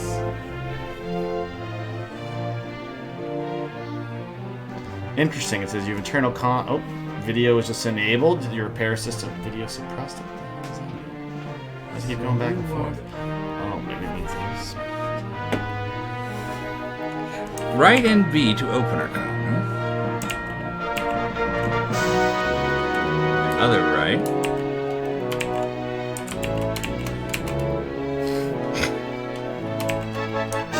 I guess maybe you can mess with the sound now. Yes, I can turn the sound down a little bit. Let us know if that's better.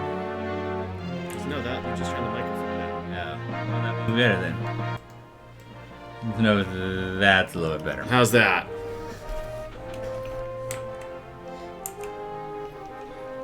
Waiting to hear from the updates if we're doing better.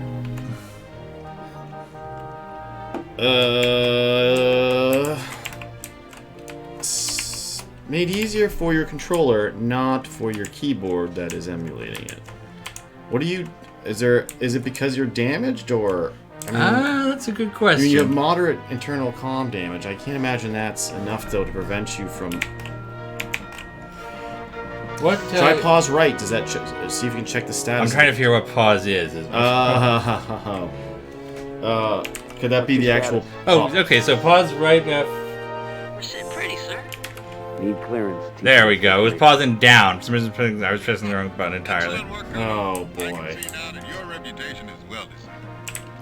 It sounds very nasty outside. Yeah, it's really thundering out there. And it's pouring. I can hear the water hitting the house. The weather has... I mean, it's supposed to be down to the 70s again for tomorrow. Maybe this is what does it. A super flood. I hope so. I don't want it to rain tomorrow. We grilled a little bit earlier, and it was... hot. It was nasty. It was very hot. We got lucky yesterday. Yeah. We got lucky yesterday because it poured right as I got here, and then it ended right after I got here. So it was nice for a bit, but yeah, today it was hot. It was very thermonuclear out. Thanks, Chief. One detail you may not usually notice is that his uniform can change in the those videos. So when he's coming back from a flight, he'll have his correct flight suit, and when he's just walking around, he'll have his blue outfit. Like old times, huh? I must say, it certainly felt good to be back out there again. My gratitude for your trust in me is endless. Forget it, Hobbs. You're back where you belong now.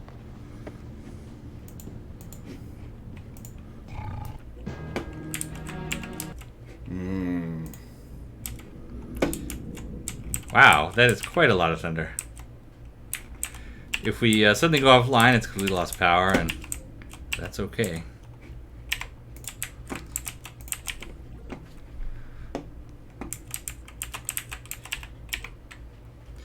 Alright, I think we got a couple of conversations. You know, I will turn off transitions when I get to a computer, because we've seen them now. You're at one. Oh, is that not one? That's not one. No, you have to get into the room first. Oh, the main terminal one doesn't do that. It's oh, no, it does. Spammed kitties, 198. Yeah. Hey, look, I already have 6 kills.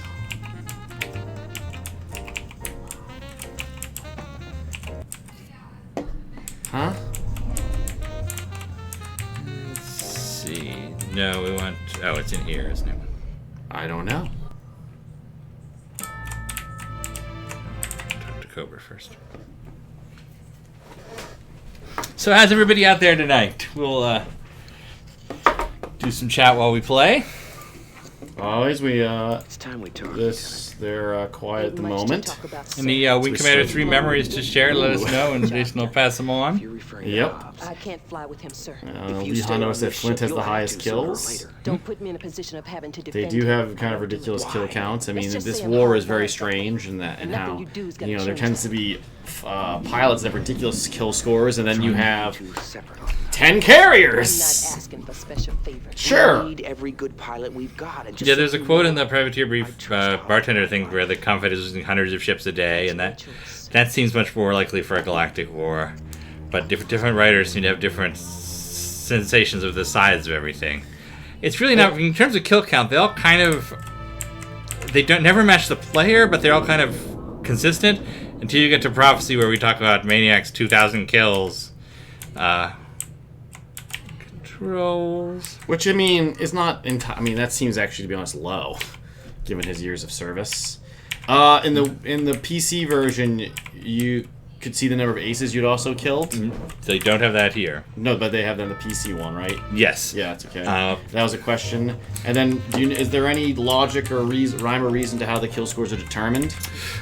In most games, they are. It's just they're hard-coded presets, so it's always the same no matter when you start. Note also that Vagabond was not there. His flick gets moved a little bit back in the series, so they don't front-load everything. Normally, by the second mission, you have the option of Vagabond or Vaquero because you talk to them. But let me make sure. I believe they are. Yeah, see, they're both. Neither of them are here yet. So, I think for this second mission, I maybe only. Well, we'll see who the wingman options are. Oh, do we know how long the pilots have been flying to victory by the time Blair gets there? I believe they say in the novel it's about 6. They've been assigned there about 6 months. Yeah, I don't.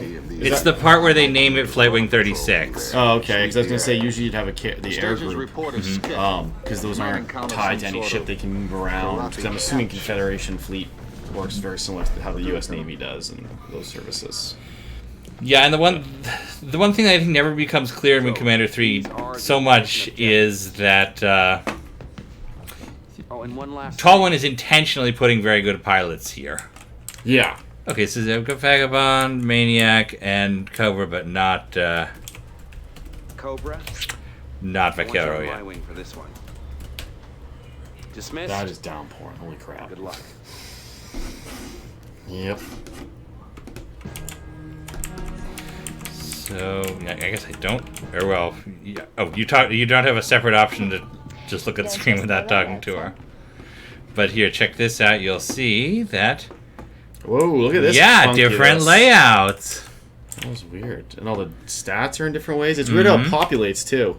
Like it draws them real quick. That's kind of pretty cool. Yeah, they it's like a great pop way in. to load them. Probably some way to save memory or something. And then if I want to actually configure loadout, you get this, hey, which is pretty neat. That is interesting.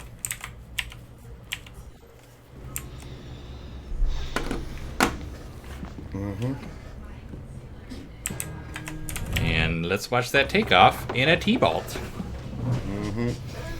We had fun till Daddy took the T-Bolt away. Daddy took the T-Bolt away. I will now learn the keystrokes all over again. The Thunderbolt actually uses a slightly different control system due to its larger space frame, and here you must learn them all again.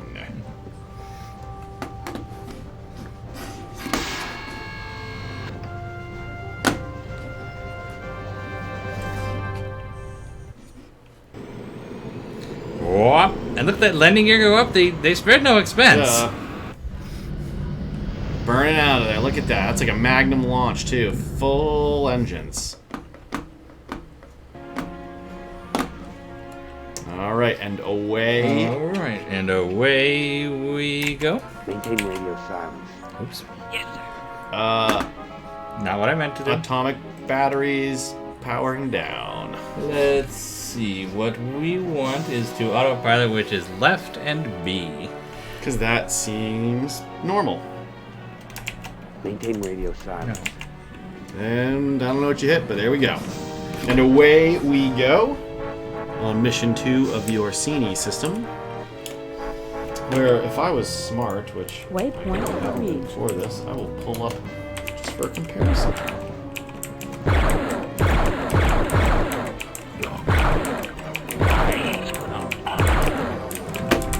So this first nav point could be 2 dark cat. Oh, by the way, you see what's at this nav point? It's not in the PC version at all? Asteroids! Old school Wing Commander asteroids are back. That may not have been what I may have. I think that's a chunk of damage or debris. But they are back. We're going to see more traditional Wing Commander asteroids. But you can see the enemies die much more quickly in this. And again, we've got more dark hits than the last one. Yeah, there's only supposed to be 2 here at nav 2. Lift radio silence. Going out. Die. Go. And what's this? We've already got a Corvette. Which there should only be 2 dark cats and a transport here. Yeah, if you recall the original one, it's that's attacking a transport, and now we're attacking a Corvette.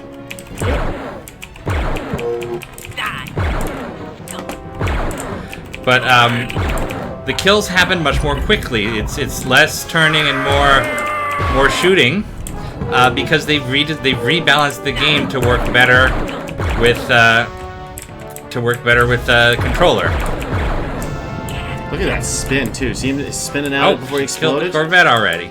Oh jeez, and I was to say I'm curious to see how it's going to operate in the 3DO, but thanks Cobra. The ships also have really great deaths. And look, here's another nav point. I noticed they sometimes they'll get heavy damage and start spinning out of control before they explode, kind of like how they do in Prophecy. Yeah, they all seem to have these clear spins, and actually they're actually spinning out and dying often well before the targeting goes away. It's like, that guy's crippled. Come back at me, man. See, he's already dying, but I still see him as a target. Yep. Get this fur ball off my tail. I'm coming.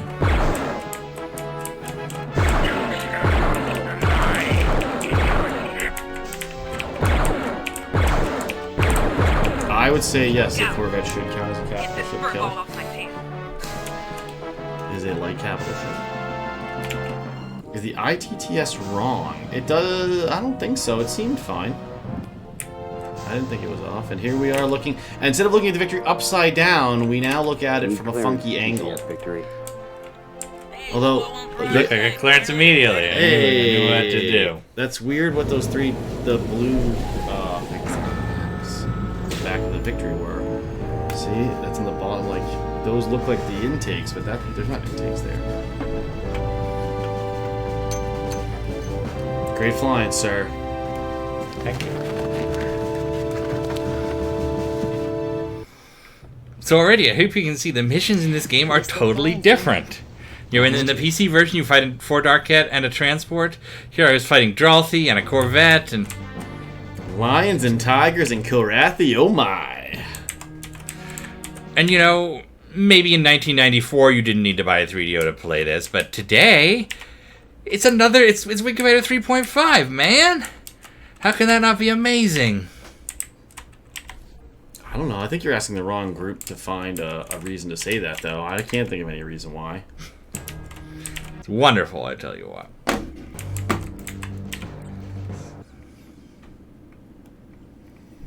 Alright, and here we go. Vaquero. Oh yeah, see Vaquero and Rachel. Rachel are. And we sometimes don't notice, Vaquero's non-regulation ponytail. We noticed it the other day. And then once you see it, you can't unsee it. Vaquero from the Celeste system. From its music, Some places it's all minor chords. Makes you just want to run out and do a suicide mission. But this is Hello, nice to meet you, new boss. I want to kill myself.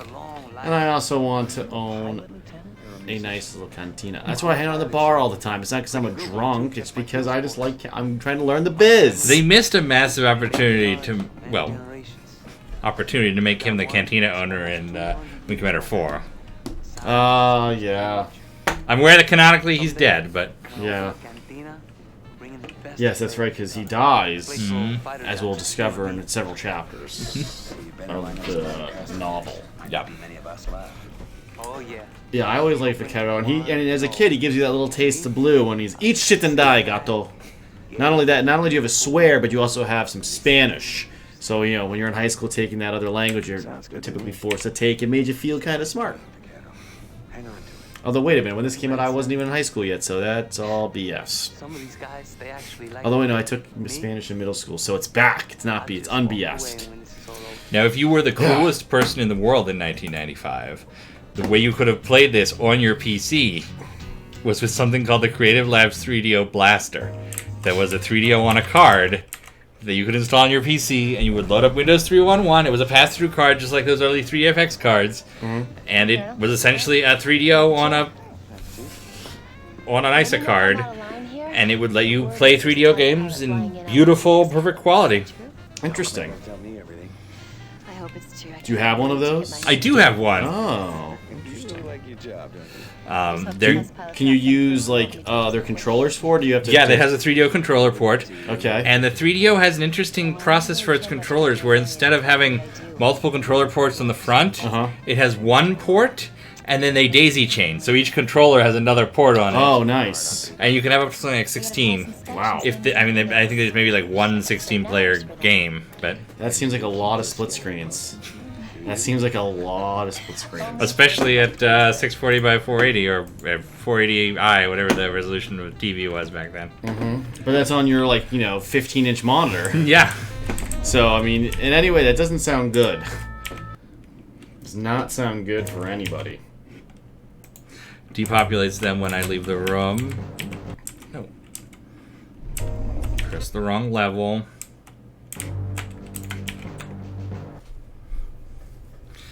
Now I wonder, and obviously you can, but I'm not smart enough how. I wonder if someone can create an overlay for my keyboard where if I say I press A, it knows I mean autopilot, and it means shift up, down, whatever in this. And how hard would that be to do, engineers out there? Could we theoretically make the controls functionally identical to the PC version? I have no idea. That's way out of my league, so I'm not even going to comment. I do love these, though. Oh, these are beautiful. I absolutely love these. Of this shipment somehow These are leaked so out, awesome. you will undoubtedly Even though they're become a lot of times, simple geometric shapes. Good luck, Colonel. No, I would play an entire Armada style game that was just that. Yep. So, these are the mission objectives. Oh, and one last thing. Oh, Again, nobody sits up in the front until Flash gets here. Yep. And Flint's just not coming to briefings right now. Yeah, until you know, it's just she's just busy. She got things to do. That's all. Just things to do. You don't trust my loadouts, huh? This screen gets a little old real quick. She actually has some others where, like, she has videos where, for instance, oh, you can hear it. You can hear it. She talks over this. She'll comment on what you're doing. You know, if you pick she has a bunch of kind of sexy come-on lines where, like, oh, gonna heat things up, heat seeker, that sort of thing. I think those are very tame lines for her. In yeah, they're very similar to the Flyers ones that appear on Wing Commander 4. Yeah, it's great when he's talking over your shoulder. Ah, kid, that Starburst really kicks some ass. Yep. Actually, no, it doesn't, Flyers. It actually sucks. That's something we can, when we get to here, we can explore some of those alternate weapons that really have no purpose. They're really never useful. Starburst is one of the worst. Yeah, one of the worst. I know people who swear by that stuff, but I think you have to be an exceptionally good dogfighter. No, Starburst, the cone burst, sure, I can see a cone burst being used because at least it directs it all forward. Starburst just, unless you're right next to it, no way. Alright, there's the transport. Notice that we don't have to have to lock with it at this time. Okay. Autopilot is left and B. Leon says he thinks the cock music is different. He's not even sure if it's old. Waypoint area. Interesting. I will have to check it out next time I take off. By the way, you can clearly hear that's John Rhys Davies, is the Kilrathi pilot.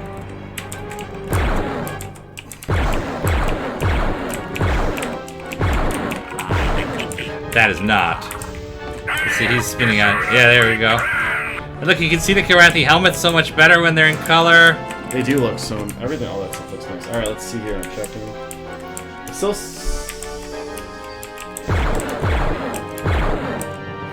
That doesn't tell me what I want, though. It's not at all what I thought it was. It's not detailed.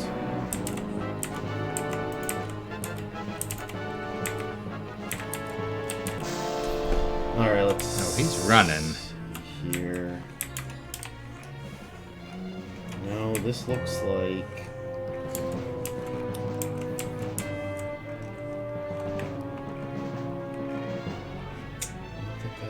I'm trying to find the credits for the 3DO version here, just to see.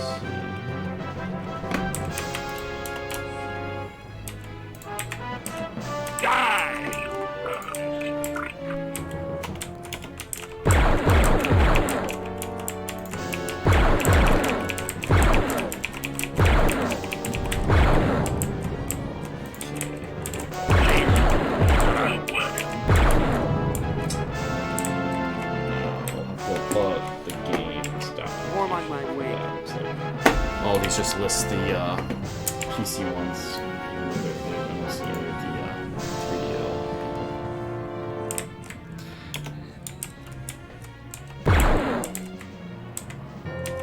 Here we have a Corvette attacking the transport.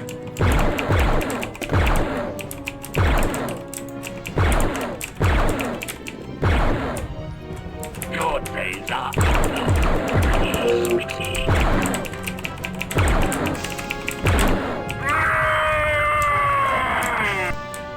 That scream sounded funky. You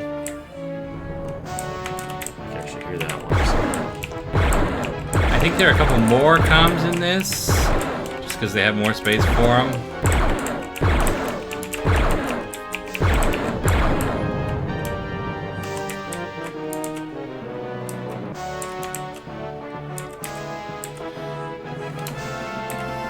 But we're using a Russian emulator called Phoenix. Phoenix, yes. Well, because they're talking about the overlay units. So Trelane is saying maybe the emulator settings itself will light up. Look at that explosion. Look at that. Huh? That was definitely an explosion. That was a right. beauty. That was she big. Went up like a tinderbox. Hey.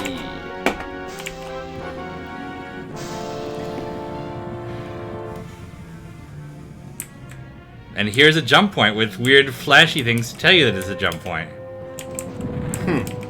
So just the buoy? Interesting. Yeah, it's very odd. Yeah, that seems like a weird design choice to add all that instead of just having one effect.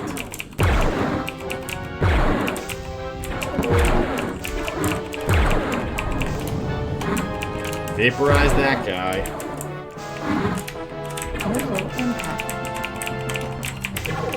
Sort of.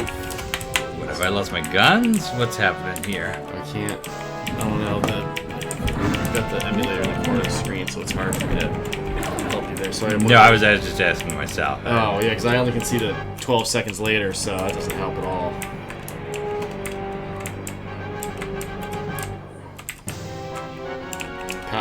No, I think it's because your power plant is messed up, so you're not generating any juice. None of your guns are destroyed. So your power plant is very interesting. Heavy. You have very heavy. Yeah, you gotta watch your ass. Your rear is not so good. You've lost a whole level of armor, and your shields are almost always down. It looks like here. Well, that makes this mission very hard at this point. Your guns also, like your ion drive has light damage, so that might be why maybe you're maneuvering crappy. I'm trying to ram this guy. Oh, maybe the laser cannon on the transport itself will help you. Yes, there is an auto repair, but I think he's very heavily damaged. Nope, got my guns back. Alright. Well, no, I think it should be you're getting a little juice. Oh, but they're buggy now. They don't quite fire. No, I think oh no, the thing was that was weird. You got like a giant chunk of gun power back, and then when you fired, it went down to 0, and now it's still 0. Now you should be good. I think they are running because the transport has jumped out. Yeah, and your gun power is now charged, but I don't know if it's steady generation. So you could. By the way, here's the jump point. You can see it's like a ring of these jumpy lights in space. Interesting stuff. Jumpy lights in space. Jumpy lights in space. That is the real detail. That's what a fine education gets you. Those jumpy lights. And again, here we are. I love how, none of the games can just line you up properly with your carrier. It seems like there's like this. I've noticed we're always coming back at this weird angle. It's because you're never autopiloting from the direct point. Yeah, so you're always autopiloting from it's 3D space, and you're somewhere else. So you come out. It can't predict where you're going to come out. Ah, I see. So it doesn't know how to just simply put you back there. Gotcha. No, because an autopilot just makes you travel in a straight line. Oh, okay. Well, it seems that they're building missions in very similar ways then, because all 3 so far we've entered from the same kind of angle. Pretty slick flying, sir. Thanks, Chief. Don't you have anything new to say to me? I've already heard that one. Barrel's gone. Barrels are gone. Shouldn't have barrels on the flight deck. That'd be a hazard, especially during flight operations. Especially if Worf is around. Ooh, I don't know that immediate one. Does Worf have a problem with Yeah, barrels? I bet Leha maybe got that one. No, there's this episode of Next Generation where Worf is crushed by a barrel and he thinks his back is broken, and he wants Riker to kill him. Ah, I feel like I do. It's about assisted suicide, you see. Ah. I don't think there's going to be anyone there, but I don't know. Space is just brighter for the purpose of our game. I don't think you would. They're not self-lit. Although it would be kind of fancy if they had their own little glamour lights to provide nice angles. There's Flint. Sir? They call you Flint, right? So you have looked at the flight roster. Are you making a request, Lieutenant? Sir, I come from a long line of fighter pilots. My brother, my father, his father before him. I guess you could say it's in my blood. Your point being? I know your record. I would have at least expected you to take a look Long at the line of victories. fighter pilots. We've racked up our share of kills. We're not scrubs out here. Nobody said you were. Suppose you're afraid I'll peel off the first She's a lot meaner about this if you haven't flown with any victory pilots. If you just fly with Hobbs and Maniac, there's a different version of this scene where she's more of a crumble bum to you. Guarantees. Respectfully, sir, if you only fly when there are guarantees, you won't be flying much. Burn. Well, she has a point. She has a point. I love Blair's. Recommendation? Yeah, these choices used to always bother me too as a kid, where I'm like, wait a minute, that choice and what he says don't seem to exactly match up to what my expectations were. They don't. And it used to always drive me so crazy. That's like something too, like something like Star Wars Knights of the Old Republic. There's some of those choices where like, wait a minute, that's not what I thought I was going to say. Especially in 2 when you're trying to get everybody to become force sensitive with all the proper conversation choices. Let's get down to business, shall we? I'm ready, sir. This music sounds different. Civilian transport ship This drum thing? through the Orsini area. She's going to need an escort. Lehigh, let us know. Here we are, Orsini 4. Our time actually is not terrible off our guesses. Okay, cool. We're at 2 hours 5 minutes. That's not bad. No, that's roughly where expected, and I think book club. I'm thinking it'll be 30, 40. Because we don't have a whole lot. Mostly it's talking more about not so much all of the events as the differences and what calls out to us. I'll do my best, Captain. I'm sure you will. Seem one the skippers, sir. Which really seems odd since Straka can clearly target and follow objects while and one cloaked. last thing. But yet this missile guidance system needs this. Well, let's not talk about the continuity of the Skipper missile. Dismissed. Good luck. At some point, we will talk about the continuity of the Skipper missile. But you don't want to spoil it since it kind of. Are you saying the Skipper appears at one point and disappears, and then disappears, and then reappears a long time later? Ooh, that's true. But is it the same? It's not the same technically, but that's a retcon. Missile dodged. Trying to trigger her saying something. It's quite the dumbfire you got there, Colonel.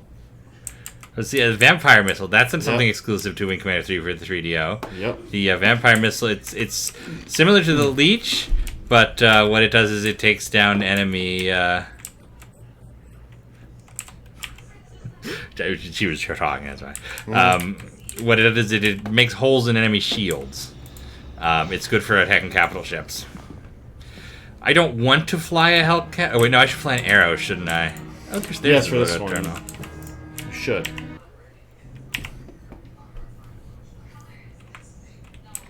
Just so we can see the other takeoff scene. So in fact, I was not changing air loadout.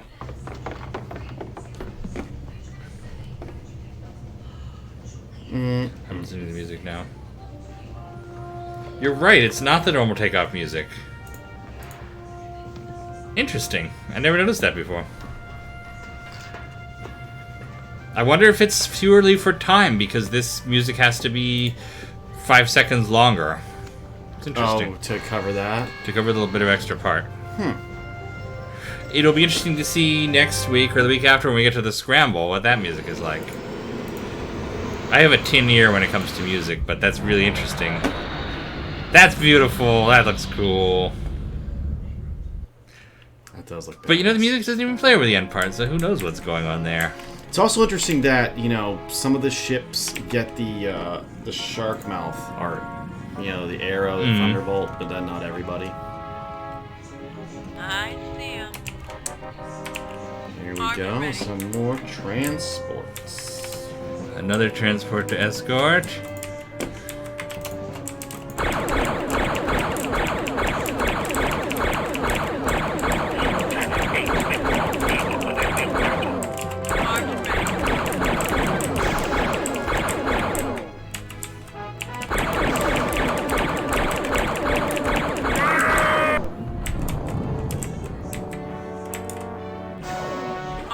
ready. Break and attack. Take it to him. Die! Enemy engaged.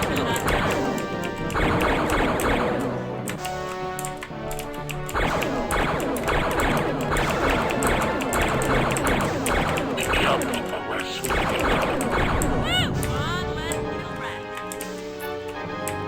There's our transport words, Gordon. And look at the galaxies in the background. They're different. Even the names of the nav points are different, which is interesting. Maintain radio silence. Yeah, I noticed that the first mission it was like sweep 1, sweep 2, sweep Lift 3. radio silence. And you were at the nav map.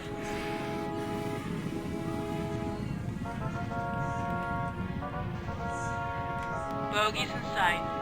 Taking it to him. Attack my target. Are there unique helmets for each of your wingman pilots, or is it one helmet with the name changing? Oh no, it's unique helmets. If you look closely, you'll see it's their actual faces.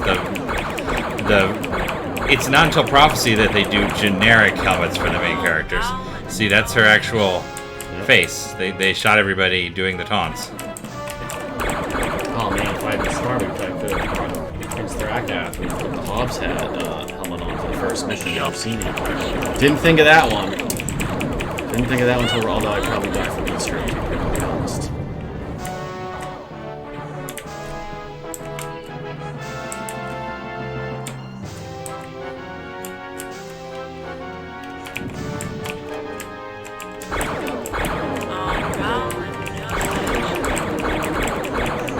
I'm not sure if I'd call it recumbent seating as much as I'd say it's they just want to be able for you to see below the general HUD and stuff like that. Because someone asked why all the Wing Commander use recumbent seating. You can always see your knees and everything, as opposed to where you're typically sitting straight up. You don't see that stuff. I think it's just invisible body syndrome. Like if you look at the Doom guy, he's... Oops, sorry. They can't hear you. What? So they can't hear you apologize for shooting them. It was Flint. Oh, gee, yeah. Gotta apologize if you accidentally shoot Flint. Note that there are no components on that transport. The Confed transports never have the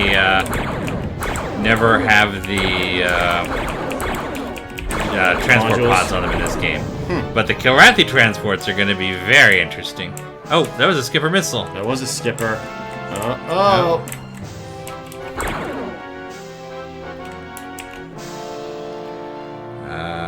Okay. Waiting for it.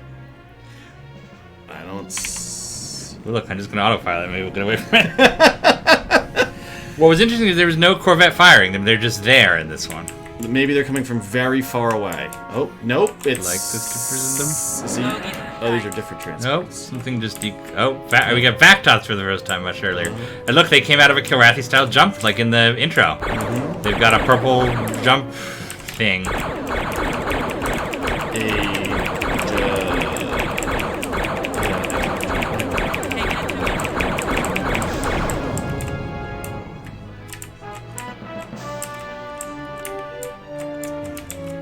Good old Vaktoth. We haven't seen the Vactot yet in the PC one. I don't Thanks believe for the we've seen escort, it Colonel. for Initiating jump sequence. here. Yeah, in the PC you don't see it until Tamayo 2. Because in Tamayo 1 you get the Vakdons and then you get 2 Vaktoth in Tamayo 2. Form on my way. Where you get to take the Excalibur. Mm-hmm. Which makes sense why then. We'll be flinging Excalibur next week. Mm-hmm. And again, it's weird they have those extra intakes on the back of the Victory there that are flat flaps. Are you trying to take the paint off again, or? And oh, look at there's more there. That's weird. Yeah, it's a different texture. It's weird. There we go. There we go. All right. Or see, I like how you take those. You're about to put them right back on. It's true. But it was nice to breathe for a second.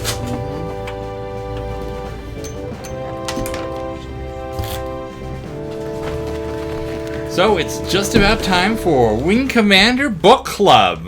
If you're out there in TV land and you would like to join us for chatting all about the Wing Commander 3 novelization, we've got a special voice channel on the CIC Discord. Just connect to that, join the voice channel, and you'll appear on this program. We will then use you to make millions of dollars. Your likeness will be ported. Unless you post that thing on Instagram. That's right, or on Facebook. Just do exactly what your grandma... That's how law works. Yep. Just tell your grandma. Facebook already owns you. That's right. All your Facebooks are authenticating.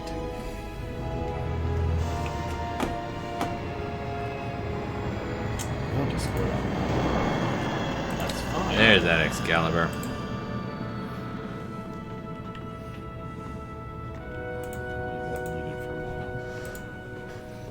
Gotta be flash before we can save the game. Colonel, which way to the bridge? Confed's expecting my tech debriefing. I caught some of the incoming Yeah, radio, fancy Major. just How really long have you expensive, carried that fancy tool flash chests and handle? barrels. Since my first day at Academy. I love that paint scheme so much. A little style. Oh, the Hellcat with the, the Excalibur? Excalibur. Absolutely love it. Do you think you could keep your people at bay a while, Colonel? There's a 172 or 148 model I'd Back when I was love. flying with training That wheels. would be beautiful. Is it true pilots That would don't be get older, they amazing. just get better? That's true. Let's get... Oops. Alright, well let me just save my game here in Command and Control, and then we will figure out what we've broken on the book club audio and go from there. Yep. Save It's not that it game. might happen, it's that it probably already has. So, alright, 24 kills. Not bad. Yeah, for the end of Orsini, that's quite a bit. The other, I just want to make sure that we are saving this. Actually, yes. We are going to save state. Okay. There we go. Alright. And now it is time for book club. Woo! Hey everybody out there, let me know if you can hear me, and oh yeah, I've got to join the thing. You are, and you joined the thing somehow automatically. I don't know Weird. how you did that. Yeah, that, that happened in the other show too. Yeah, and we had that weird audio problem. So you're muted though, so I'm muted. Discord, yes. Discord, okay. And then everybody else is, so we got some good discipline going on. I'm not showing muted, am I? Yeah. I see you muted. No, you have me muted. Oh, that's right, because you're sitting next to me. Yeah, because you hear me in right. person. That's right. As always, not like we haven't done this a billion times before and still don't know what we're doing. Lee or Chris Reed, are you out there? Can we hear you?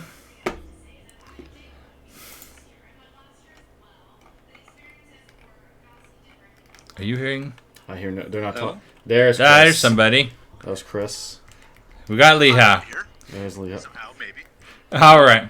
Sounded funky in my ear there. All right. Cool. Okay. I'm just turning myself down. Mute your. Oh, no, you're good. I'm good. Yeah. No, mute your mic because I'm hearing myself twice. That's not me. That's Leha. Oh, yeah. Okay. Well, that's fine. All right. So, welcome to our very first discussion of the Wing Commander 3 novel, which I have a copy of. Oh, do we have all? Yeah, you should have all the copies down. Yeah. Yep. Here is the Wing Commander 3 novelization. This was released in early 1995. It is the first Wing Commander novel adapted from a script. Freedom Flight is an adaptation of the story of Secret Missions 2, but it does not directly take a script and adapt it. This was sort of the high water point for Wing Commander novels. This book sold very, very well for Baen. If you look in your copy, sometimes you'll see you have a first or second printing. They did a second printing because this sold out immediately. People were really, really interested in Heart of the Tiger, and for whatever reason, tie-in books like this really sell. Baen did better numbers on this and the Price of Freedom book than they did on any of the others. For the first time, this novel was not written by Bill Forstchen. Well, there have been other novels not written by Bill Forstchen, but for the first time in our recent memory, the book is not written directly by Bill Forstchen. It is written by Bill Forstchen and a man named Andrew Keith, who we'll talk about a little bit. And one of the interesting things we're going to see is how that changes the tone of the books. But I usually like to start by walking everybody through the story. It's a little bit easier this time because we literally just played it, almost. But we open with a prologue at the Kilrathi throne room, which is sort of our bridge to fleet action, where we have Thrakath is returning from his defeat at Earth to the Emperor, and the Emperor says, they've attempted to assassinate me twice. The Empire is in disarray. Our coffers are empty. The clans are in the verge of open rebellion.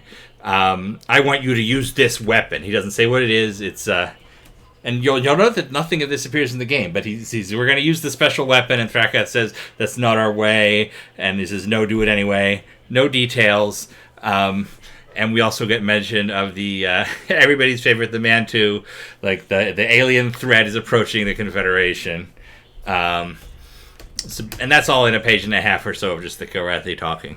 Oh, you need me to mute? No, you're unmute. Okay, there we go. Yeah, because Leah was saying you couldn't hear. Sorry about that. There, no, I got it. So now you're back. Yeah. Okay. That's such a weird Discord. You're being very strange. Anyway. Yes. So, prologue. It's a totally unique scene of Thrakath and the Emperor just kind of slowly bridging, because if you'll notice, nothing in Wing Commander 3 references fleet action where the Earth was almost destroyed or was partially destroyed.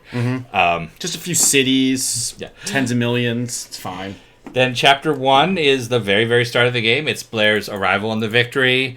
He meets Captain Ison. He has dinner in Captain Ison's quarters. They shift around things a little bit. So, for instance, Blair tells him to reinstate Hobbs when they're at dinner, rather when they're standing there in the flight line. We meet the various pilots, just like in the book, Vagabond and everyone. And then Blair flies his first mission with Hobbs. And this is the first 4 chapters. They all very, very quick. One thing about this book is the chapters are tiny. It has 34 or 36 chapters total, and they fly by. So we're reading them in chunks. So they fly the same first mission where they go out. They fly out to the nav point, and they get attacked by Dralthi. One of the Dralthi distracts Hobbs, and Blair gets a bunch of them dogpile on him, and he barely survives. And they kind of go back to the Victory with their tails between their legs. Eisen's like, I thought you were this great pilot. You kind of suck. And we'll talk about our fan reaction to that a little bit. It's a little different than what you'd expect. And then Chapter 4, we find out Blair's like, I'm going to fly again. And Ison's like, no, you follow the roster. So then Maniac leads the next mission, which goes out and attacks the Kilrathi secret base and defeats them. And there's a victory party in the Victory where everyone is celebrating this defeat that Blair had no part in. And that's our first 4 chapters. I'd like to pull up my notes here. So why don't we go around the table and introduce ourselves? Who is out there today? We got a big group this evening. So I guess we'll let them start. I'm Chris Reed. Anybody out there? Leha, Justin. Can you hear us? I see Chris trying to talk, but we can't hear him. No, you might be turned way down. I hear him. Oh, okay. Sorry. Good. I hear them both. I hear Leha. There we go. He was probably cranked way down there. All right. So I see Ace. I see Frosty. I see Chris, and I see Leha. Yep. You got a big band. Yeah. Well, hey everybody. First of all, share with me your memories. When was the first time you read this book? Ooh. It would have been much later than I had played the game, because I tried to acquire the novels after the fact.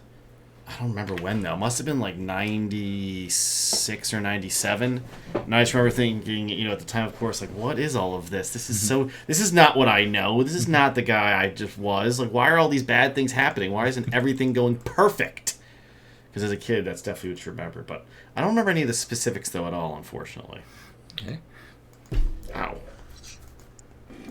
Yeah, it was very slightly later for me. I think I got into all the novels probably about the same time. So probably the first several novels were kind of a blur for me. They all kind of smushed together a little bit.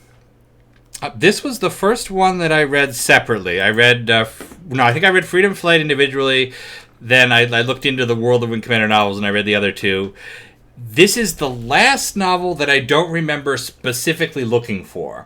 I remember I was helping my grandmother clean, and we went to the bookstore afterwards, the old Crown bookstore down in the D.C. Maryland line. It's totally gone now. But, and I found this, and I had no idea it was coming. And that was probably the last time in my life I discovered a book that way, because soon after that you had Amazon and you had schedules and you tracked everything. So this was a nice surprise, and I remember sitting down and reading it all in one sitting, and I absolutely ate it up. Anybody else out there remember their first time? The first one I read was WC4, so this was right after it, and it was the summer after Wing Commander 4 came out on PC. So whenever, not quite sure of the dates, but I do remember reading it, lending it to my friend Dave, and then him handing me back a very battered copy. So, this book was, to say controversial would be undervaluing the statement. In the Wing Commander community in 1995, this book was controversial. Polite way to put it. And looking back, it's utterly ridiculous that anyone ever fought over this, but there was this idea that Wing Commander 3 was a totally interactive game and you were making your own choices, and this was deciding for you, which is a totally understandable criticism in terms of how you're playing the game. The next level of criticism does not make sense because it's, how dare you, novel? How dare you choose Flint, or you choose Rachel over Flint? How dare you make Blair pick this instead of that?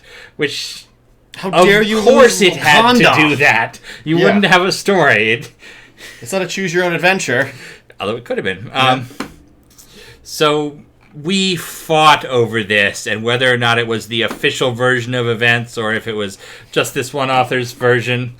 And the other element that really bothered people at the time was that it didn't make Blair look perfect, which, again, tough. It has to be that way because it's a story. You don't say, hey, the greatest guy in the world is here, and he does a bunch of great things, and then it's over. You need to build from somewhere and have conflict and so on. But certainly you had people who were playing the game, and they identified with Blair as not a character, but as themselves. He was a human stand-in. And they came to this novel, and they said, well, my God, this is making me do terrible things. I would never lose in a fight against a couple Drawlthy. Yeah. So it was a very interesting reaction, which has absolutely subsided over the years. One, as Origin and other products did make clear, yes, the things that happen in this book are generally what's considered canon in Wing Commander 3. But it was a lot of arguments for a long time. It's a lot of alt-dot Wing Commander posts in there about that, yeah. Oh, yeah. Oh, yeah. Anybody remember those fights? I'm trying to forget them. Absolutely. Yeah. It was almost hard to read that first time just because it just didn't jive with your memory of how you were playing the game. So it was a little uncomfortable reading it the first time. Could see that. And another part of the reason why it feels a little bit uncomfortable, a little bit different, is the second name on the cover, Andrew Keith. Did you miss the conservative politics? Is that what's wrong? Well, no, I don't miss the conservative politics. It's not even conservative politics, but the ridiculous politics. Yeah, that's true. That's true. That's true.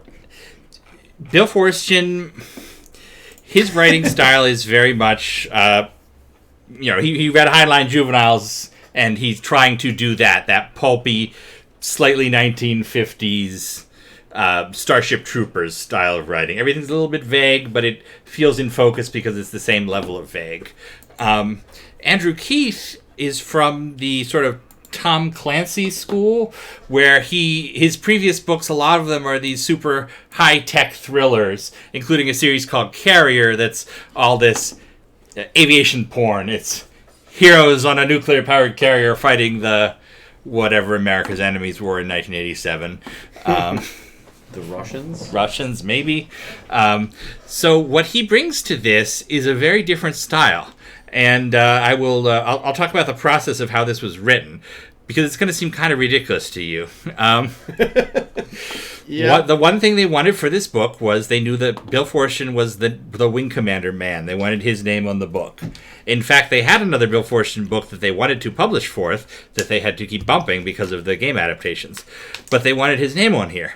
So when you see them credited like this, what it means is that Forstchen wrote the outline to the book, and then Andrew Keith came and did the draft from that, where he took that outline and said, okay, well, here's a chunk of world, which is why it doesn't feel like a Forstchen book. The question is, what exactly did Forstchen do? Which is, the answer is he got the Wing Commander 3 script, and he said, okay, this decision, this decision, this decision, because the story already existed. Normally in a situation like this with the two authors, he has an original outline that the other one then fills in. Not the case here. No. So we have a very different style to the prose, which you can, if you know that Mr. Keith has this history of these techno thrillers, these kind of army porn things, the super technical descriptions of how a carrier flight deck works and so on. And you see that later too, and in this, and then also in False Colors, he really injects that a lot. And he's very much squeezing that into the Wing Commander mold, and it creates something that's very similar to what we know, but it's not exactly what we know. Yeah, it's a little bit extra. So let's go around and thoughts on the overall tone of the book, how it compares to what we've seen before. Is it better? Is it worse? Why? Why not? Let us know. I think it's definitely... It reads faster due to the short chapters, but everything about it seems a little smoother and easier to consume. The battles are very engaging. Even though he loses, I was never actually really bothered by the fact that he's losing, because I thought the combat felt very real, like playing the games. So that was really cool. The combat feels very heavy. It almost feels like the PC combat versus the 3DO combat. Somebody playing on Nightmare, that's kind of how the game feels. I was a huge fan of the book, and it's solely because it lets you... I always made the same decisions a lot of the times when I played. So when I read the book, it was like, oh, now I get to kind of peek behind the curtain a little bit and see what was actually going on. And it's a really minor detail in this book, but there's a part where after Blair fails in the patrol duty, he has to stand outside and kind of gather himself up before going into the rec room. But it describes there's this hallway out in the rec room, and he kind of has to wait outside. It's not the elevator to the rec room that goes into the barracks. It's actually kind of hinting that no, there's more to the ship. There's more dimensions than what just game flow would allow in the PC or the 3DO version. Yes, and that is especially evident in this first chapter, because as we see Andrew Keith, he's working from two sources here to build this world in a way that's a little bit different than we know. It's one little bit is his knowledge of how an aircraft carrier works. Yeah. And he's describing all these actual things from an aircraft carrier. There are different briefing rooms for the different squadrons. There are different squadrons, and the maintenance works this way. And you see all of that reflected in here, and it's super interesting. But he is also, when we were kids, teenagers, we would be like, how dare these guys not know every bit of Wing Commander lore? Yep. The reality is these guys did not play Wing Commander. They certainly didn't have Wing Commander 3 to play because it wasn't out yet, but they didn't play Wing Commander 1 and 2, and they didn't hang on every memorized bit. What they had was a short Wing Commander Bible provided by David Ladyman at Origin. And you can see that sprinkled in here, too. Stuff like the history with Maniac, the simple message like mentioning the Gimli system, or Eisen mentions that the vodka, Grotha, yeah. That's exactly the reference I was trying to think of. Yeah, so there's all these bits that are straight from the Bible, but he takes them from the Bible in a totally different way than Forstchen, and it makes for an interesting comparison. So one of the things, I just pulled up our old interview with Andrew Keith from 1996, where at one point you asked him, did you have any previous experience with the WC universe? Not a bit. They sent me a copy of the script for the movie part of the game. I took it from there and prayed I got it right. Poor Andrew. So Andrew Keith, unfortunately, is dead. I should say that right now. He was a really good guy. He found the Wing Commander community actually through an RPG website you had set up. Which is the strangest thing in the world. Yeah. But he was one of those old school FASA-style gamers, so he was looking for an RPG group, which he didn't quite find, but he found us instead. And I remember very distinctly when he showed up on in Chalnet chat. Yeah.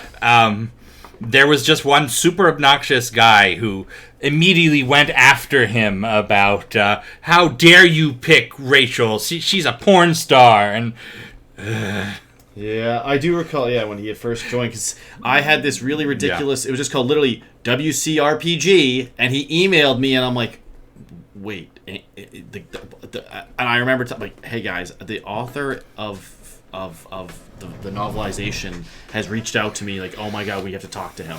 And I explained to him how to get to Dalnet, and I'm sure he was happy. We got to interview him and chat about Wing Commander. It was really fun. It was those were like some of those like super Memorial Days before all the later Memorial Days that would happen that we could never have expected. But it was so cool meeting him. He did a second Wing Commander book called False Colors, based on an original outline by Bill Forstchen, and he had plans for more. Unfortunately, he passed away in 1999, and he is missed. He was a friend, I would say. He's definitely a great guy. He was a good guy. Great guy. Yeah, one of my most treasured possessions is he sent me a pre-release of False Colors and signed it with his inscription, because his name is not correct on the cover. It's his brother's name. And there's some debate as to whether that was intentional or not. His brother, William Keith, is a much more famous sci-fi author, and they put his name on the other book he wrote on the cover and claimed it was a mistake and apologized, but you never know. Yeah, one thing I just was looking at this quick too is that it's very clear that despite having a working relationship with Mr. Forstchen, they didn't always see eye to eye on a lot of things. Because when he talks about writing it, he's like, Bill Forstchen added a few things and made grammar and editing changes. Not all of which I agreed with. That's mostly the polite thing, saying Bill Forstchen got a last pass and made a couple changes. Yeah, because he says when he writes with him, that's what typically, he writes Andrew would write the whole thing, give it to Bill, and then Bill would revise it, and then that would get it out. Yeah. Another little addition to this that I love and that I've tried to include in other things is the chapter headers.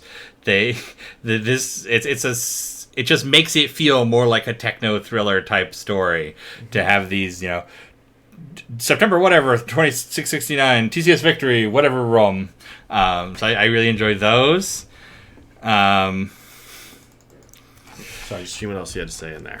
What's that? I'll just see what else, if anything, he had to say about this book. Oh, okay. Yeah, I remember being so embarrassed that people were picking on him about it. I couldn't believe people were attacking a celebrity about about the book he wrote. Little did I know how awful everyone in the world was going to end up being. That was just the beginning taste of it.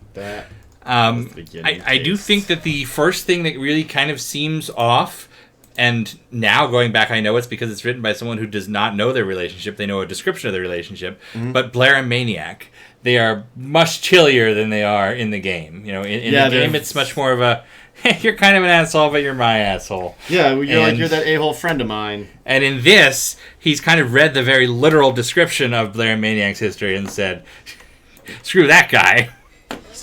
But again, it also ramps up the drama because you have Blair and Maniac at each other's heads. Blair's on the outs with the crew. He's giving you much more of a setup for a book than he is a game where you have to keep everything floating in the air. Mm-hmm. But let's go back to the prologue, which is the very, very short way that this connects to the previous book. And you probably have some thoughts about that. I do. Of course, we have to talk about the most obvious thing. Our dear friends, which I believe... Is this their last mention? No, they're mentioned in the start of... Action Stations. Oh, that's right, because that's before... Yeah, so we have, of course, the Mantu, and hot rumors they are stirring, and discussion about...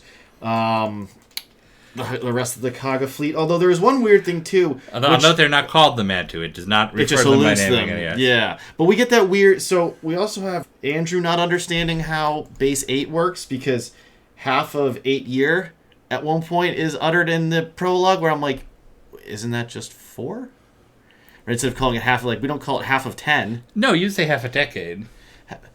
That's what you think he means, half of 8 years, and that's how he's trying to write. That's even worse. 8 years is a lazy decade.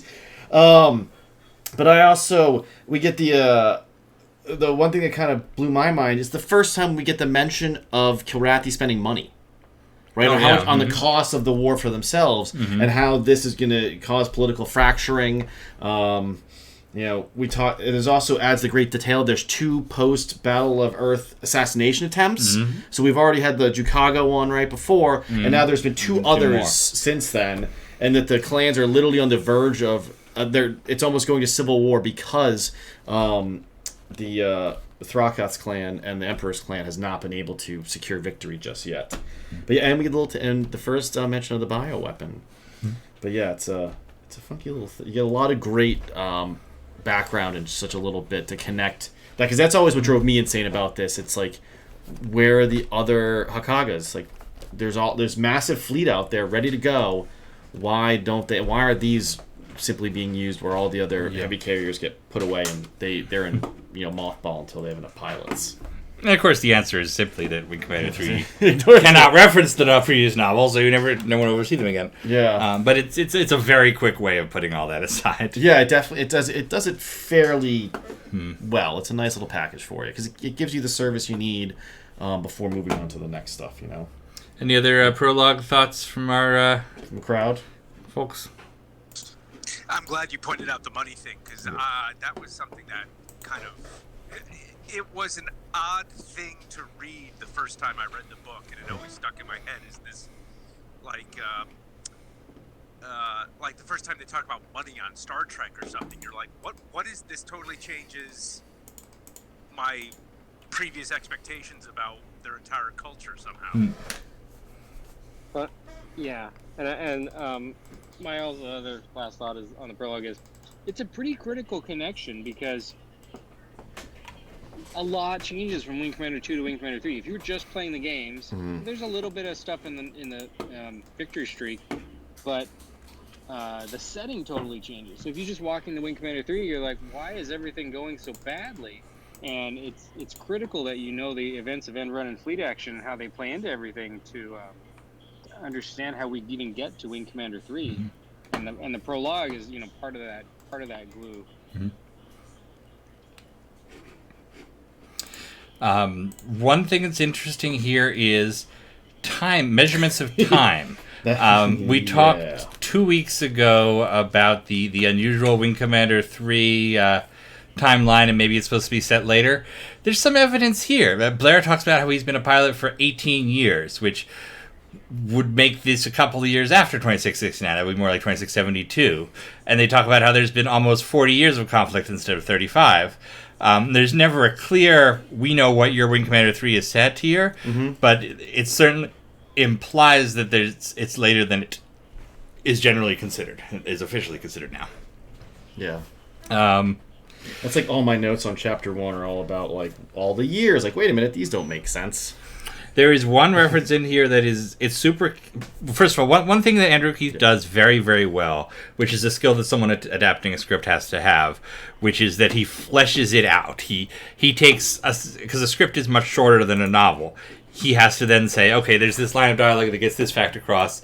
let me grow some mold around it, which is things like Blair's watching the Barbara Miles do the TNC thing, and he has a little aside to himself about an old rumor he heard that she was a CGI character, and that's purely padding to turn the script into a book.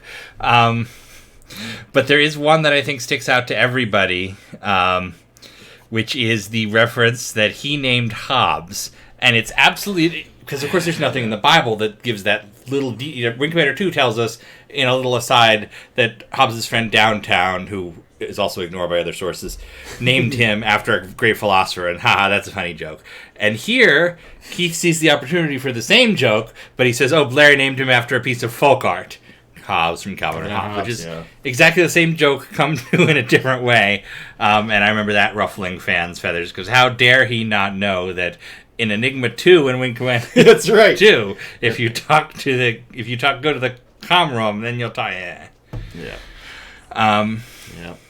There's also another reference that I think has stymied or supported Wing Commander continuity debates over the year, which is Blair's talk about he was still a junior lieutenant when Hobbs defected, rather than a lieutenant colonel. So there's some theories that the character in Wing Commander 1 is not Blair, and only Secret Missions 2 is Blair, and this kind of supports that. Anyway. I've seen continuity. Trying to start those fights again, huh? Oh, yeah. Trying to win those fights again. Yeah. That was one of the weird things to me about this. I felt reading chapter 1 that I was reading a slightly different version of the first chapter of Enron. You know, when Boniversky shows up at the Tarawa, the landing, and then interacting with everybody. Yeah. And then they're not getting along with the captain. Like, it gave me that very similar vibe. Where in this case, though, the Victory is kind of a hunk of crap, whereas the Tara was just like a transport with some carrier parts bolted onto it. The other thing that he does that you can read in this is there's a particular type of scorn that adaptation writers have for the source material. In fact, it famously got the lady Diane Carey, who wrote a bunch of Star Trek novels and did a bunch of adaptations, got her fired because she adapted the script for the first episode of Enterprise, and she had so many asides to the characters thinking what they were saying was ridiculous or that their plans were idiotic because she didn't like the script that they fired her from the franchise after that. And there's a little bit of that here. Stuff like moving the conversation with Eyes into his cabin, because of course Blair wouldn't be having a conversation about staffing in front of the assembled crew. In front of the actual crew itself, Yeah, and it's this like slight correction that every person adapting a script does, and you can see it. You can see it here. Yes. Well, the other side to that is that the reason that obviously they had it in the game on the flight deck is because they didn't want to have to put in another. Yeah, that's another scene. Yeah, it's a cost saving measure. Another one is when he's watching the Barbara Miles report and she's talking about the doomsday evacuation of Earth. Now, as literally written in the game script by Borson De Palma, that is supposed to be a scary end game. We're going to lose the war and abandon Earth. But Keith immediately says, that's stupid. And then has the hero say, that's stupid in his head. Yeah. I always like that. The old evacuation rumor. Nope. You know how many ships it would take to do that? We're fighting a war? Yeah. There's no way to do this. Yeah. This is what you tell people to keep them happy. We do have one funny little historical reference in here. Nowhere near as many as you and Bill Fortune book, because it's super current day or then current day military references. Tech details. But we do have the shuttle of the Victory is named the Shuttle Horatio Nelson.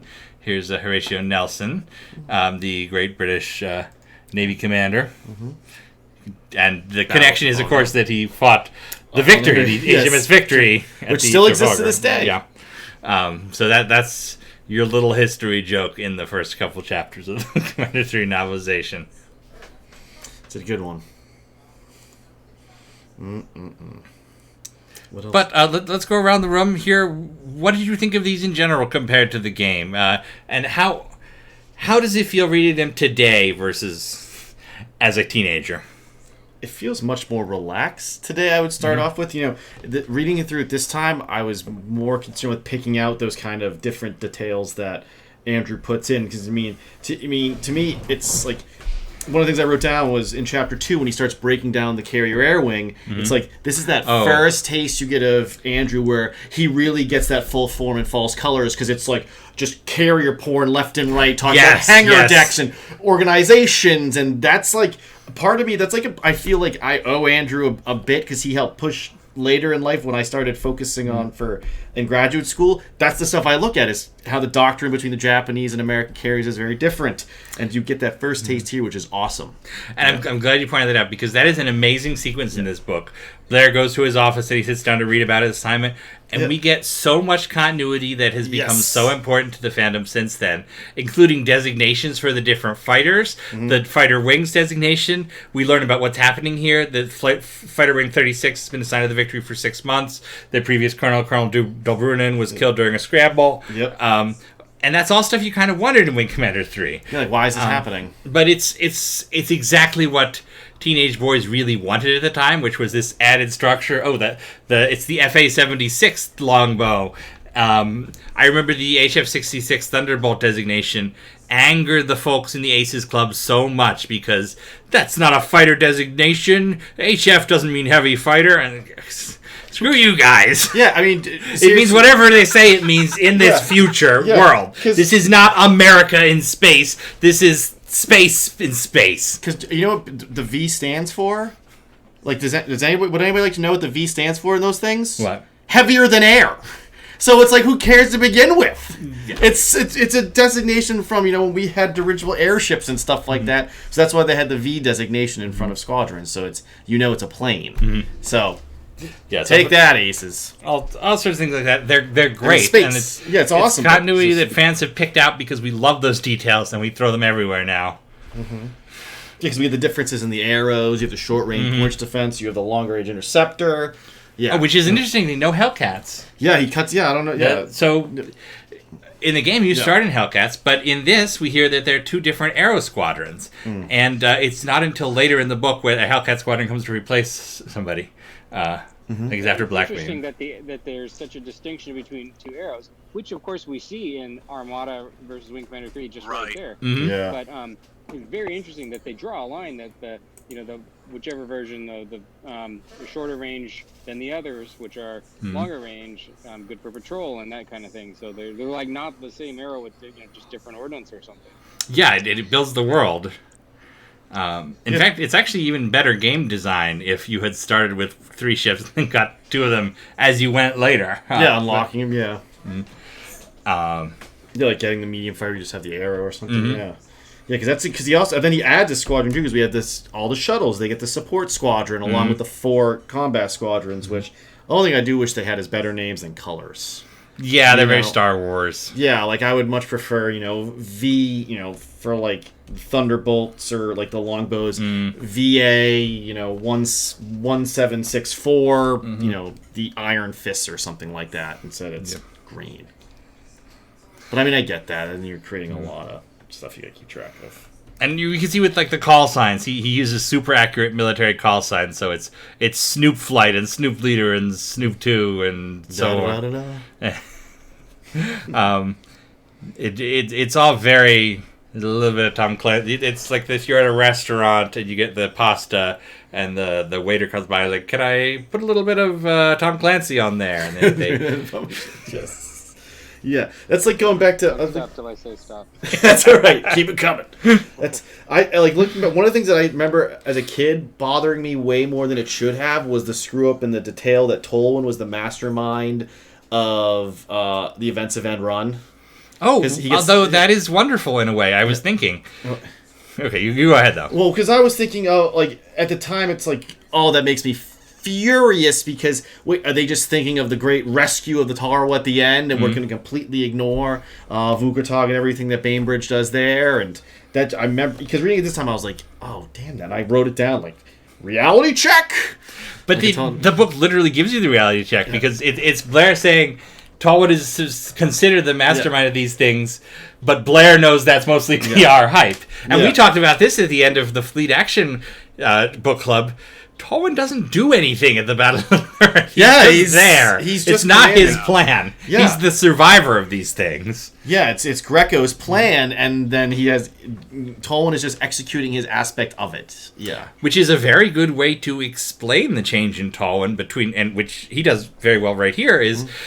Forstchen was creating Tolwyn as this wonderful hero.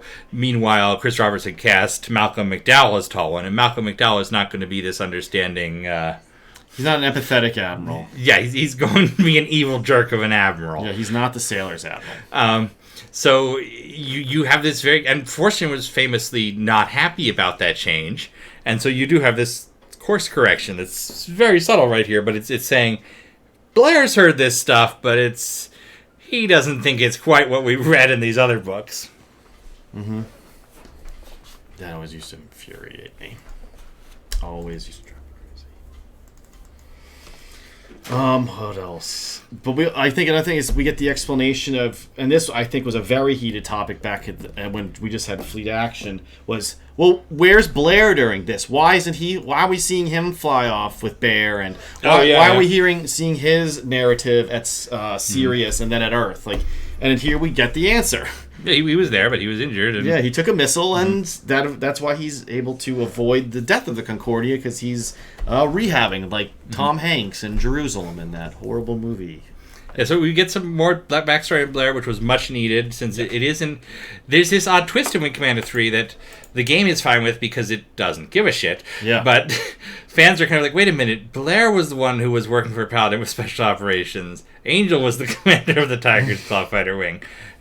What, do they swap? And yes, essentially, but at least it's written out here.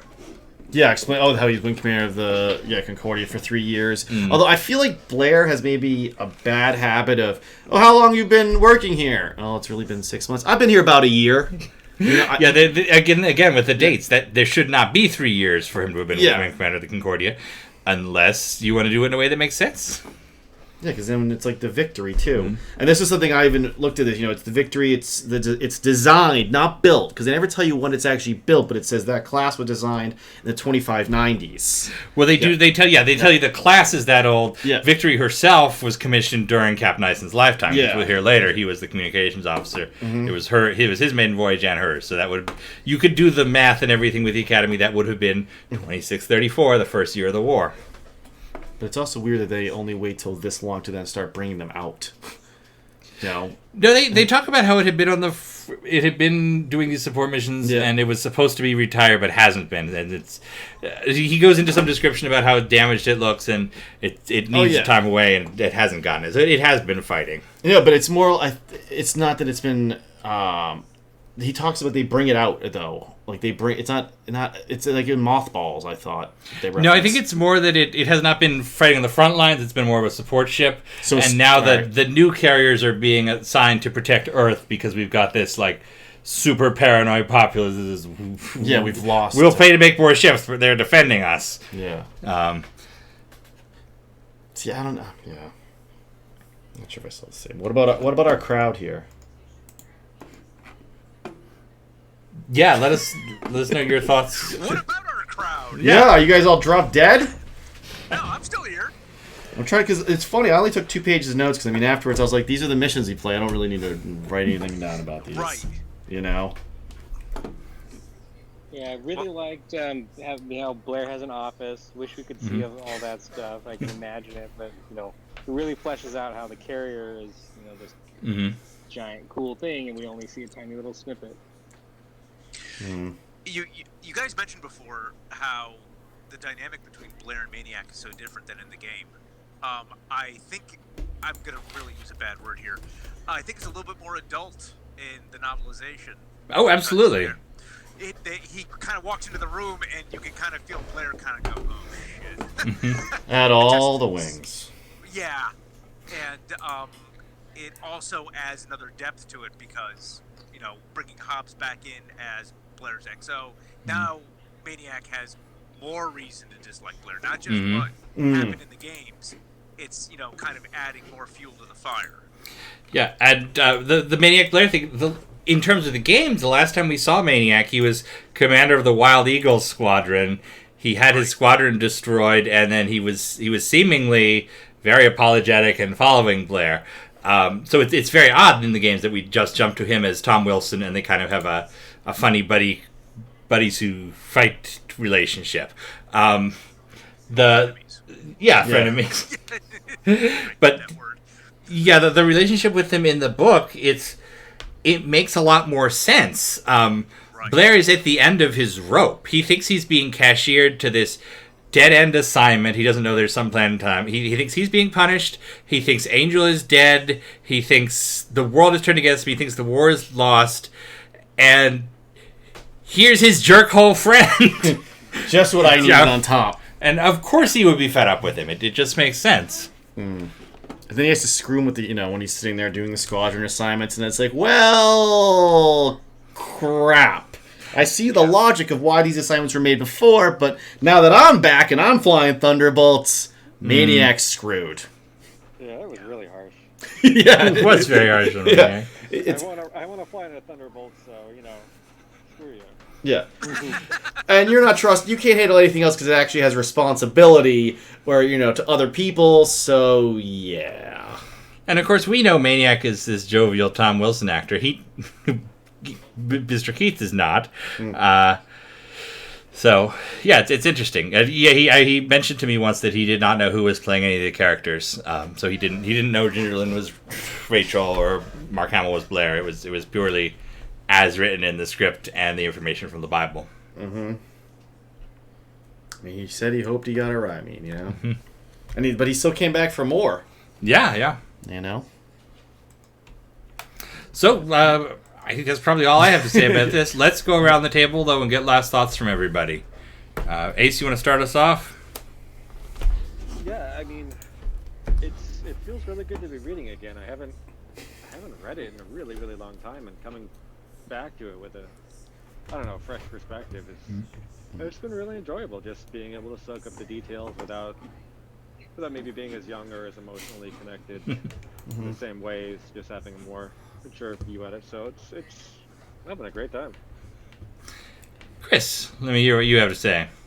That's very similar to what I was thinking, because I probably read this and The Price of Freedom probably the least, because in my head it's like, well, I played the games a million times and I know kind of what plot decisions the books made, so I don't really need to reread those like I would End Run or Fleet Action. Oh, but there's all this detail, yeah. I know now, yeah. So it's probably been about the longest time since I've read this one. So going back to it now, it's chock full of fun, cool stuff, which is a pleasant surprise. Leha? I'm very much a contrarian. I love this book solely because, in a lot of the ways that most people disliked it, because it made the choices for you. And what I also like about it is the fact that it has the audacity to send Blair out, and he fails on his first mission, and then he gets a stripping down from Eisen in his office, and it just kind of sets this really odd tone that it almost feels like the author tried to play the game and failed. So he's like, that is actually pretty good drama. Let me put that in the book.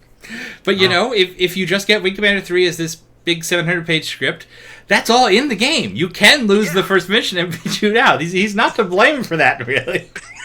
Yeah, and it is a much better story that you're building there. Yeah. But it also sets the tone of the book on an odd foot. I really liked it's a little riskier than Forstchen, who just kind of paints these very broad heroes. And Blair's just kind of like, okay, I made a bad judgment call in Hobbs. Or Hobbs, Hobbs actually made the bad call. Blair covers for him, so there's still some camaraderie there. But it's an odd dynamic to start the book off with. It's true. And for my part, I will say I'm exactly the same as you. I was always the harshest defender of this book. I have torn some throats out on the Usenet fighting about this book and whether it's good and so on. But going back with fresh eyes, with no particular desire to fight with people on the internet in 2019, I think it's really good. It's really entertaining. It's fun. It's solid. It's different from the other books. I hear Andrew's voice there, which is very nice. There's that old sense that someone is not really dead as long as you can sense them. Yeah. And there's something to be said for going back to a book like this. especially reading it in comparison to the Fortune books, and you see his lair there, his essence. Yeah, you get his niche from it. You know, I'm with Ace and Chris in that I probably read this and the Price of Freedom the least because you have played the game so many times. But now going back and knowing where Andrew was coming from in his history and his education in terms of like those techno thriller stuff, I love picking out those details. Like all of that, like all that aviation porn and that's all up my alley. Like that's what I just want to eat up every time, and really go into great detail about. But yeah, it's like this, and then when we get to the Price of Freedom, I think when we talk about radical changes to the world, I mean. Yeah, that's going to be an interesting That's going to be some radical change. I feel like a lot of those even slip by us because you forget about things. You're like, well, that's weird. There's some crazy stuff in that one. That's weird. Yeah, we got a little bit in here, but not as much. But it's going to be it's a great trip down memory lane. Absolutely, it is. Well, thank you guys all for coming out for this one. We will be reading the Tamayo series in 2 weeks. I don't know which specific chapters it is. I have to look it up. I have no idea. But I think it's the next 3 or 4. So we'll be seeing the scramble and interesting stuff. This might be a weird set of book club in that we're not always perhaps reading 4 chapters like before. It's going to be maybe 2 or 1. I don't know if it's going to vary because it's a bunch sometimes. Yeah, so it might be like 5. Yeah, but we will try to sync it up with the game as best we can. If you are watching this for some reason who is not one of us, check out the Orsini series of Wing Commander 3 if you want to play along with us. We'll be doing Tamayo starting next week. And thanks for coming out, everybody. Yeah, and then I'm gonna switch to our final thoughts. Final thoughts. I've just drawn kind of a thunderball there, and I'm gonna sign our logbook. Oh, there's our great 21st birthday one. That was a fantastic time. So happy Confederation Day to everybody out there. Long live the Confederation. So tomorrow, Confederation Day, you don't have to go to work. That's right. If you do have to go to, well, I guess we can make these jokes now since they're fresh and that they weren't before. If you're a government employee, work normal. If you're not, work like a government employee. All right, everybody. By the way, we'll be off next week, but we will be returning the week after. So get ready for Wing Commander 3 then. Bye. And here is Clyde. Hi, I'm Dr. Clyde Burrows from the Omicron Institute. The idea that life may have existed on Mars is not new. In the 19th century, improvements in telescope technology led to the suggestion that Mars's surface was dotted with canals or roads that were evidence of an alien civilization, an idea that speculative fiction has adapted to ever since. In 1976, photography from the Cydonia region of the planet transmitted by the Viking space probe appeared to show a valley of monuments which included an enormous human face. More advanced imagery has since confirmed that the face and other so-called monuments were more an optical illusion, but who knows what might be buried beneath the red planet's surface. See you on the next exciting episode of All Wings Considered.